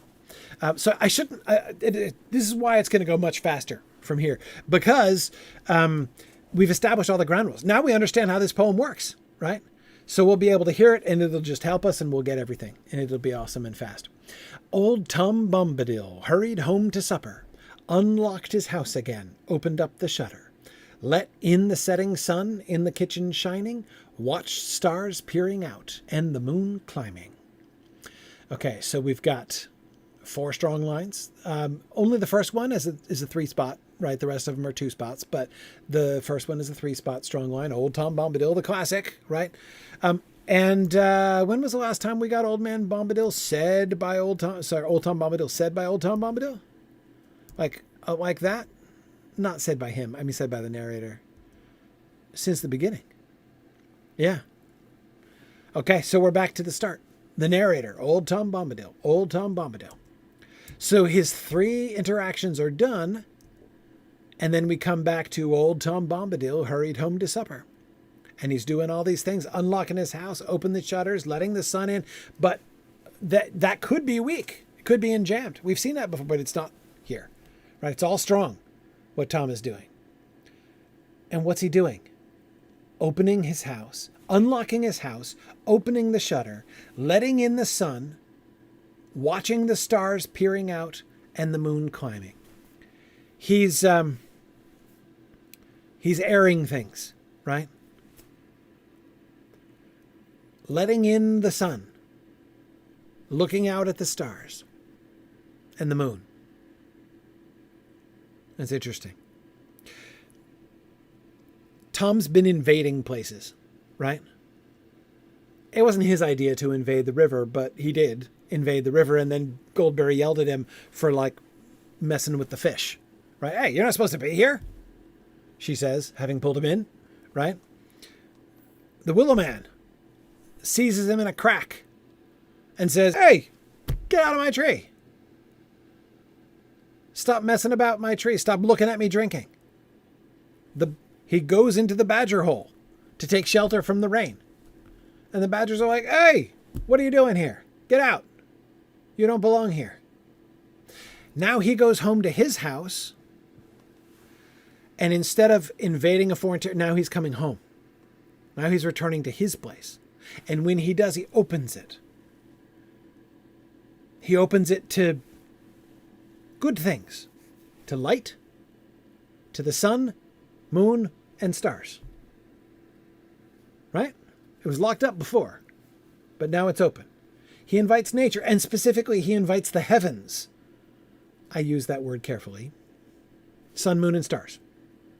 Inside his house. That's interesting. I'll give this away as a freebie because we're not going to get this far in the Fellowship of the Ring passage. Do you remember about things that are allowed when the hobbits are being reassured when they go to sleep? How safe they are? Some things are allowed to pass inside the house and some are not. Wind, moonlight, they're welcome. Right? But nothing else can get in. We can see that seems to be true of Tom here too. Okay, so we see something about Tom's relationship with the world around him. And also in a sense that it's different. Tom is a host in a way that the three antagonists have been like unhosts, right? Tom has been unwelcome when he has transgressed into their territory. But Tom goes home, unlocks his house, welcoming things. Yes, moonlight, starlight, and wind off the hilltop, David. That's exactly the line. Moonlight and starlight and wind off the hilltop, just like here. Yes. The wind isn't here, but the sun, stars, and moon are. Absolutely. Dark came under hill. Tom he lit a candle. Upstairs creaking went. Turned the door handle. Who, Tom Bombadil? See it? See it? Notice, but wait, we've broken the pattern. We've broken the pattern. What didn't we get? Up came Goldberry. Out came Willow Man. No. The badgers came out. Where did Willow Man go? Up woke Willow Man. Out came Badger Brock. Dark came under hill is the closest we get. Maybe that's our equivalent. Dark came under hill. So Sarah, yeah, this is a mystery. We don't know who's there.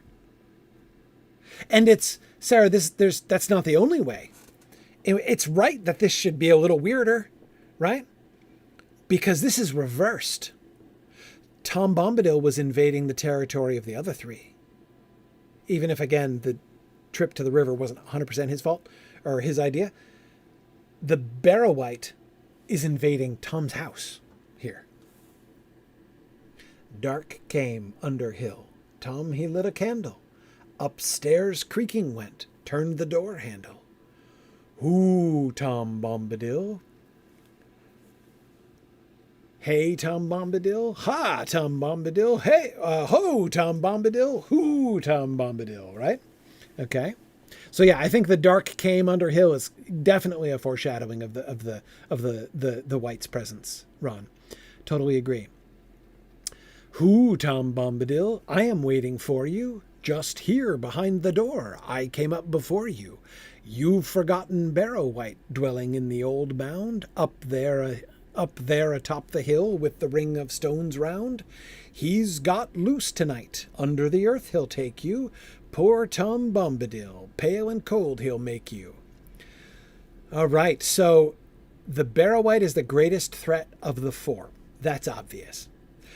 It's obvious first by his invasion of Tom's territory, but you can hear it. You hear how much more threatening he is? He's still got a bunch of weak lines. He's not as strong as Tom Bombadil. That's also pretty clear, right? That is, so if, I guess that's Tolkien's way of saying she does not get eaten by the eels at this time, right? But Like, we know he's going to lose the Barrow Wight because he's got a bunch of weak lines. You've forgotten Barrow Wight. Oh, dear. Barrow Wight, what are you doing? Seriously, who are you trying to scare with you've forgotten Barrow Wight? That's not a strong line. Up there atop the hill, okay, that's a little better. He's got loose tonight, okay. But then the final piece, right? The coup de grace of the Barrow Wight. Poor Tom Bombadil. Oh yeah, I'm going to do your 3-beat strong line on your name, but I'm going to make it an expression of pity. Poor Tom Bombadil, pale and cold he'll make you. You are the victim of my strength. I'm going to invade your house, and I'm going to make your house like my house, and I'm going to make you like me. Go out, shut the door, and don't slam it after. Take away, gleaming eyes, take your hollow laughter. Go back to grassy mound. We don't know who's talking yet. Except we do. Go out, shut the door. We start with a 3-spot. Go out, shut the door, and don't slam it after. Take away. That's weak. Take away is a weak line. I don't know, Tom, you're slipping. Take away, gleaming eyes, take your hollow laughter. Go back to grassy mound on your stony pillow. Lay down your bony head like old man Willow. He does it again. That weird half line with old man Willow's name and one too few syllables. Like young Goldberry and badger folk in burrow. All 3 of their names. Go back to buried gold and forgotten sorrow. Is Tom's song stronger? Out fled Barrow Wight. And once again, the narrator comes in and tells us the action and begins with the 3-spot strong line. Out fled Barrow Wight, through the window flying, through yard, over wall, up the hill a-crying, past white drowsing sheep, over leaning stone rings, back under lonely mound, rattling his bone rings. As usual, as has often been the case, the narrator's description of the action of the vanquished adversary is all strong. And then we're back. Old Tom Bombadil lay upon his pillow, sweeter than Goldberry, quieter than the willow, snugger than badger folk, or the barrow dwellers, slept like a humming top, snored like a bellows. That's really fascinating. When we come back to old Tom Bombadil after he's vanquished the 4th of his 4 antagonists, he is compared with each of them. Not in who's stronger. Goldberry is not as strong as Tom, but she's sweet. The Willow, apparently, is not stronger than Tom, but quiet. So shoot, maybe he did mean quiet. That would be a data point that tells against my theory that quiet is a mistake. All I have to say is, if he did mean quiet, then when he revised it in 1960 and changed it to snick, not only a 1-syllable word, but a short 1-syllable word, he thought better of the whole 2-syllable thing, which does not sound good at all.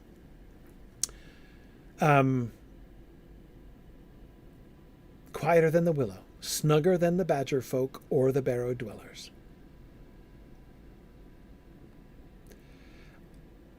Old Tom Bombadil, all of these things are also weak lines. Sweeter than Goldberry, quieter than the willow, snugger than the badger folk or the barrow dwellers, slept like a humming top, snored like a bellows. A humming top, I think it's a top that you spin. I say, as if anyone under the age of 50 has ever seen a top like that. I mean, do they even make those anymore? But anyway, there used to be these kinds of toys called tops that spun in place on a point. And if it's hollow and has holes drilled in the side, it'll hum while it's spinning because of the the air running over its holes. So that, I think, is what a humming top is. And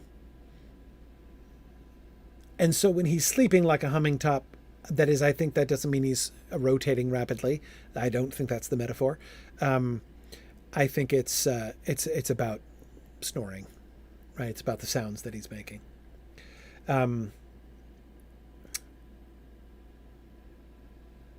He woke up in the morning light. Weak line. We're starting a new section. The last section with a weak line. He woke up in the morning light, whistled like a starling, sang, "Come, derry doll, merry doll, my darling," clapped on his battered hat, boots and coat and feather, opened the window wide to the sunny weather.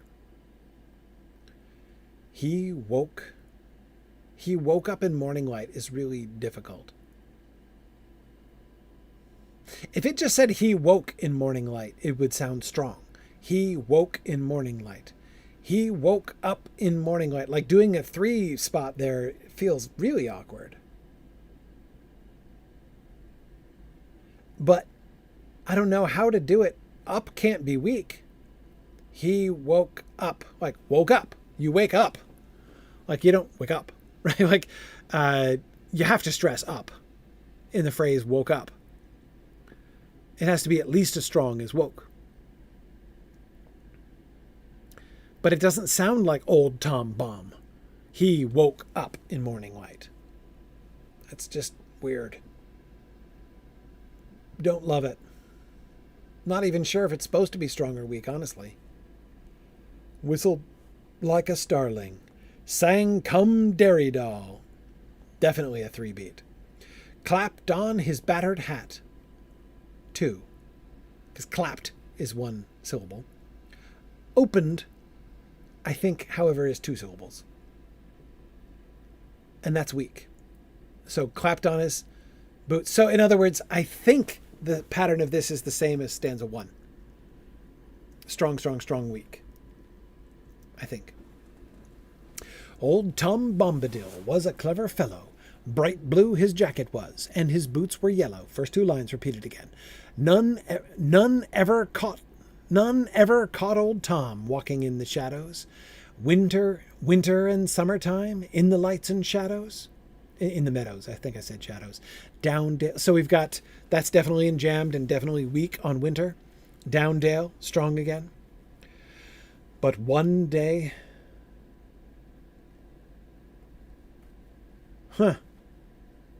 Surely but isn't stressed. No. Oh, I think he's doing the Shakespeare thing here. This is line 100 of this poem. That's important. It's important because we've had 99 lines already, which means that we've got this pattern well and truly beaten into our skulls by this point.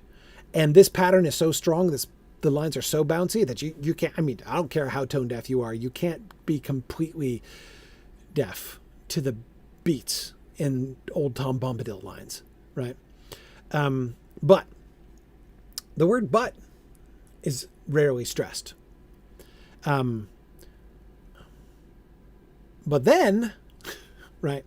But there is one circumstance. Look, I just did it. But there is sometimes when but is stressed.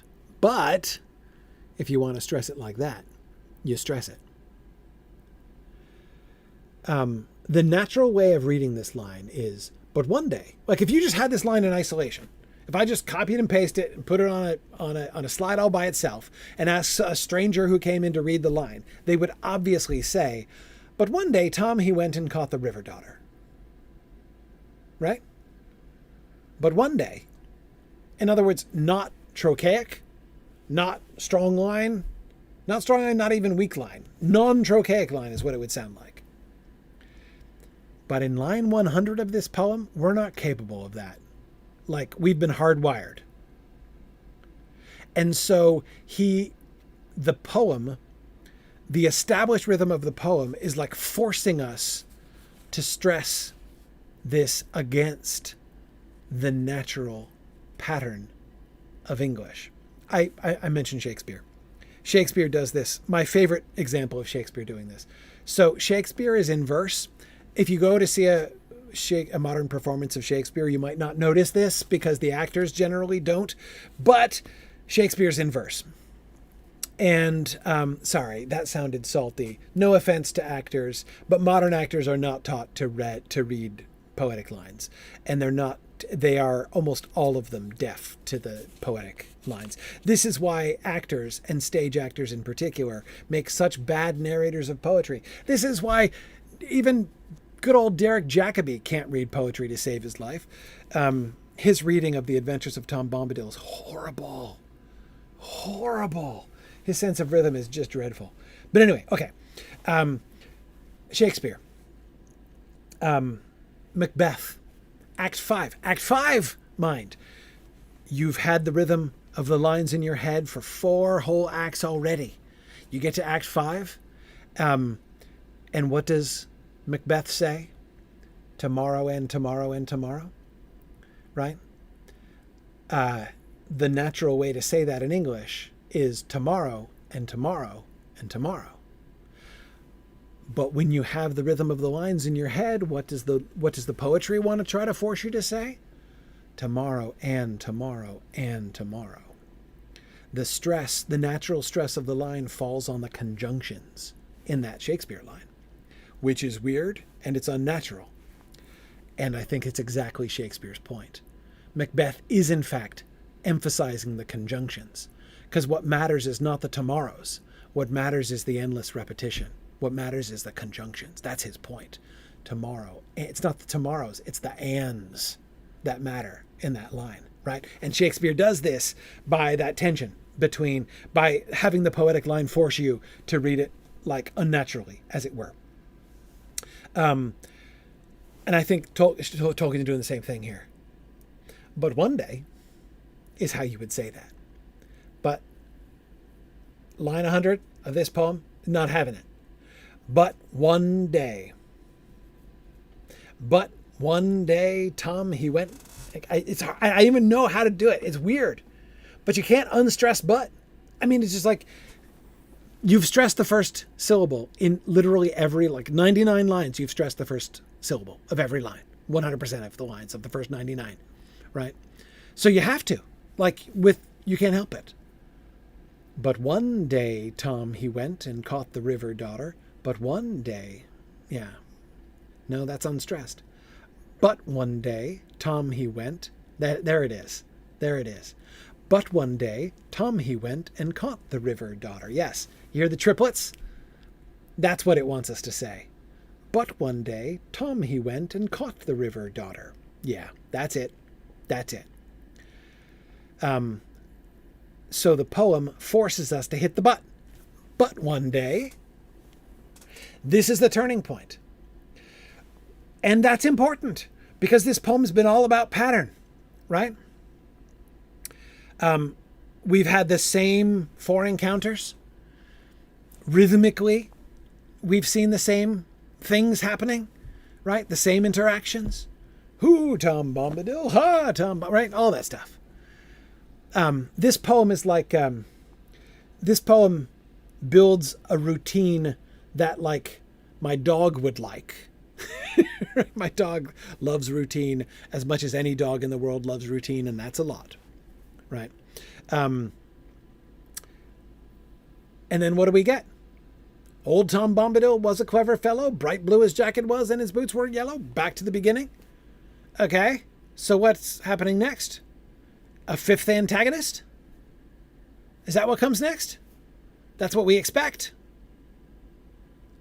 And instead of up came Goldberry or up woke Willow Man or out came Badger Brock, right? What do we get? But one day, Tom, he went, whoa, this is different. This is new. And caught the river daughter. Oh, Tom's doing the catching now. In green gown, flowing hair, same pattern. In green gown, flowing hair, sitting in the rushes. An old song, singing fair to birds upon the bushes. I think all three of those lines do the same thing. But one day, Tom he went and caught the river daughter. In green gown, flowing hair, sitting in the rushes. An old song, singing fair to birds upon the bushes. The poem is asking us to stress an. You never stress an, right? Yes, triplet. But one day, Tom he went, in green gown, flowing hair.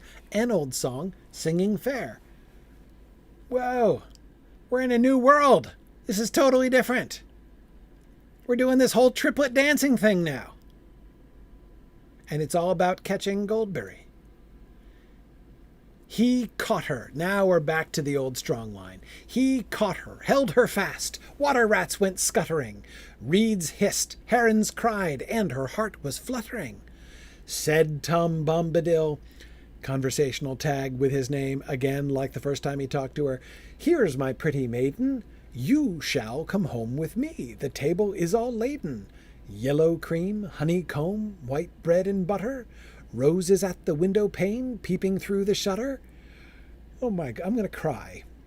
Those are weak lines. When he catches her and he ensorcels her, he doesn't compel her with his strong lines. It's weak lines. He's enticing her. He's not strong-arming her. "You shall come home with me," he says. "The table is all laden. Yellow cream, honeycomb, white bread and butter, roses at the window pane, peeping through the shutter." Tom Bombadil has not had two consecutive weak lines in any of his speeches in this entire poem, to this point. "You shall come under hill, never mind your mother. In her deep, weedy pool, there you'll find no lover." Another weak line. That is the weakest speech Tom Bombadil has made in this entire poem. That is the least forceful speech Tom has made in his entire poem. And see, Tankard, I think it's fascinating. Tankard of Ale, not Tankard of Ale. Tankard of Tea says he seems really intense here. I agree. But notice, see, that's why the rhythm is so important. It's easy to look at this and be like, oh man, Tom Bombadil is like ravishing Goldberry, right? Poor Goldberry this is like the rape of the Sabines all over again, right? Only if you're not listening. Yes, he's saying, "You shall come home with me." He's making a command. You shall come under hill. But the rhythm tells you. The rhythm provides you context. It's an invitation, not a compulsion. Wergenicus, I agree. And David Bowman, I agree with you. That's the result of the context. You shall come home with me. That sounds like a command, right? But when you add the context of those weak line enticements instead of a command, as David says, it begins to sound like a prediction rather than a compulsion. He does catch her fast. Absolutely. That is like there we're reversing their first encounter. She's the one who caught him fast before, right?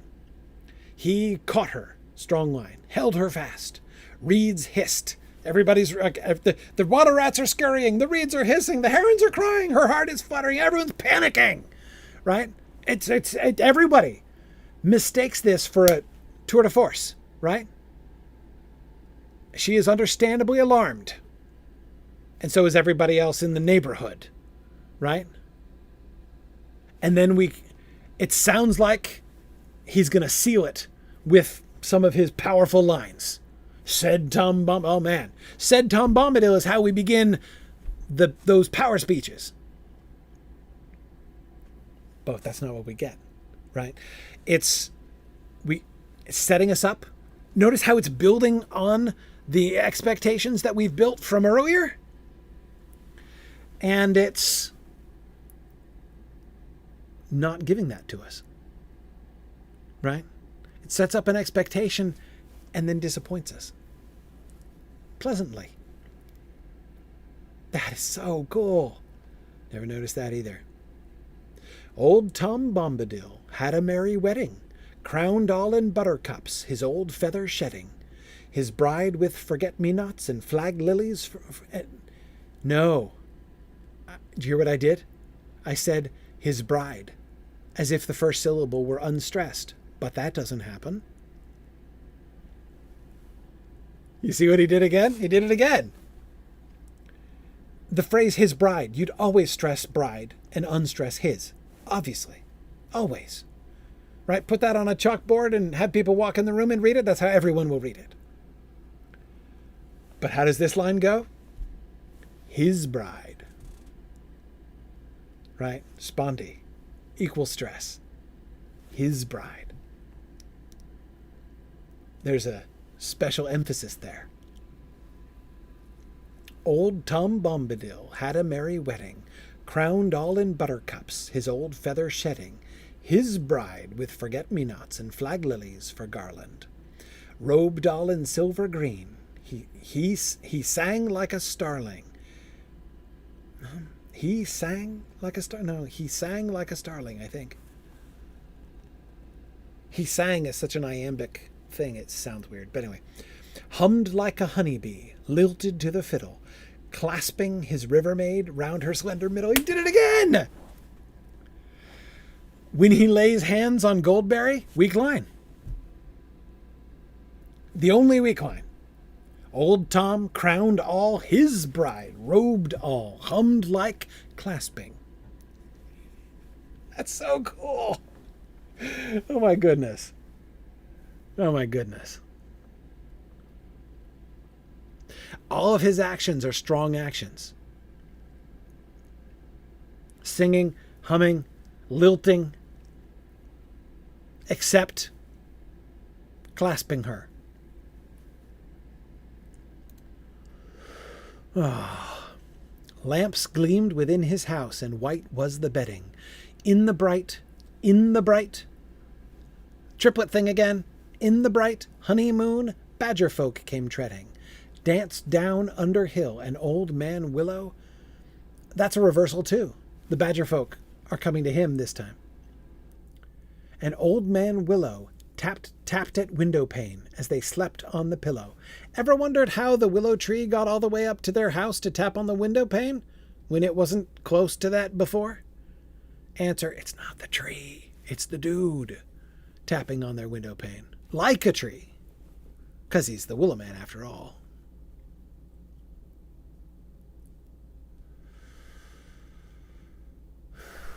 Lamps gleamed within his house, and white was the bedding. In the bright honeymoon, badger folk came treading. Danced down under hill, an old man willow. Old man willow always comes up a syllable short. Tapped at window pane as they slept on the pillow.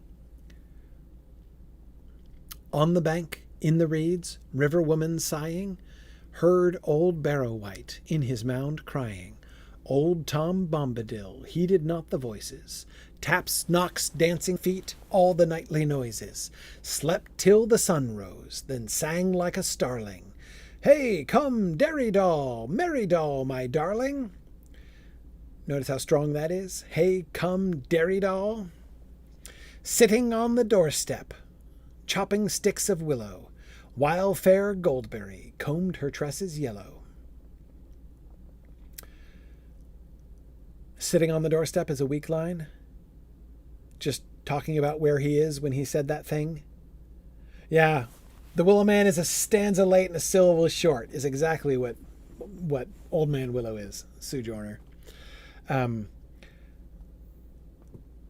fair Goldberry combed her tresses yellow. And that's a strong line. Goldberry combing her tresses is a strong line.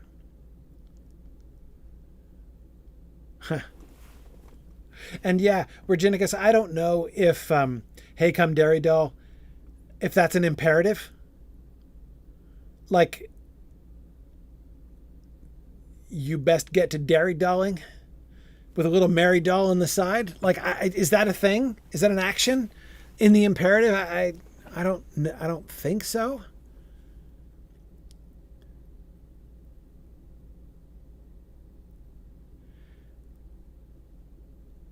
I think they're appositives. I don't think they're actions. I think they're nouns. I think a dairy doll and a Mary doll, I think those are things. I think it's her. I think they're appositives with my darling.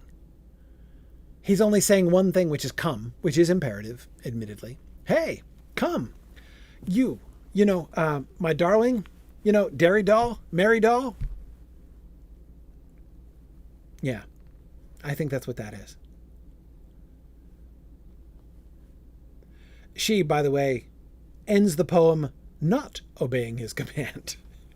She does not, in fact, come, but combs her hair instead. Yeah, I think they're pet names. Dairy doll and Mary doll.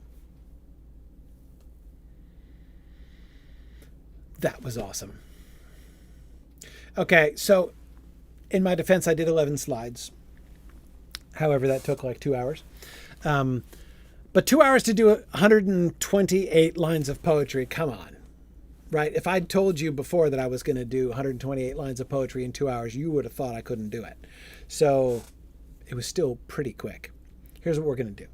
We're going to pause now. Let's take a little break, a few minutes, and then we'll come back and we'll read the. We're going to go so fast you'll never even believe it. We're going to go very fast through the Fellowship of the Ring passage. Again, I'm going to start from the first meeting of Tom Bombadil through the end of that chapter. Obviously, it would be fun to compare more things, but we're just going to do that one, and we're going to see what we see. And it's not going to take long. It's so many fewer slides. Yeah, we'll be done in a jiffy. Give me 5 minutes or so. Hopefully I can get through the next part of discussion without losing my voice entirely. I've lost my voice about 50% now because I have been talking for about 8 hours straight. However, we'll persevere and we'll get through the next, how many slides? It's like 7 slides. It'll be fine. You'll see. The advantage we have here is we've already talked about this passage in Exploring the Lord of the Rings, so there will probably be very few new things to notice, I think. All right. Back in 5 minutes, and then we'll do the Fellowship of the Ring passage. All right. Thanks, everybody.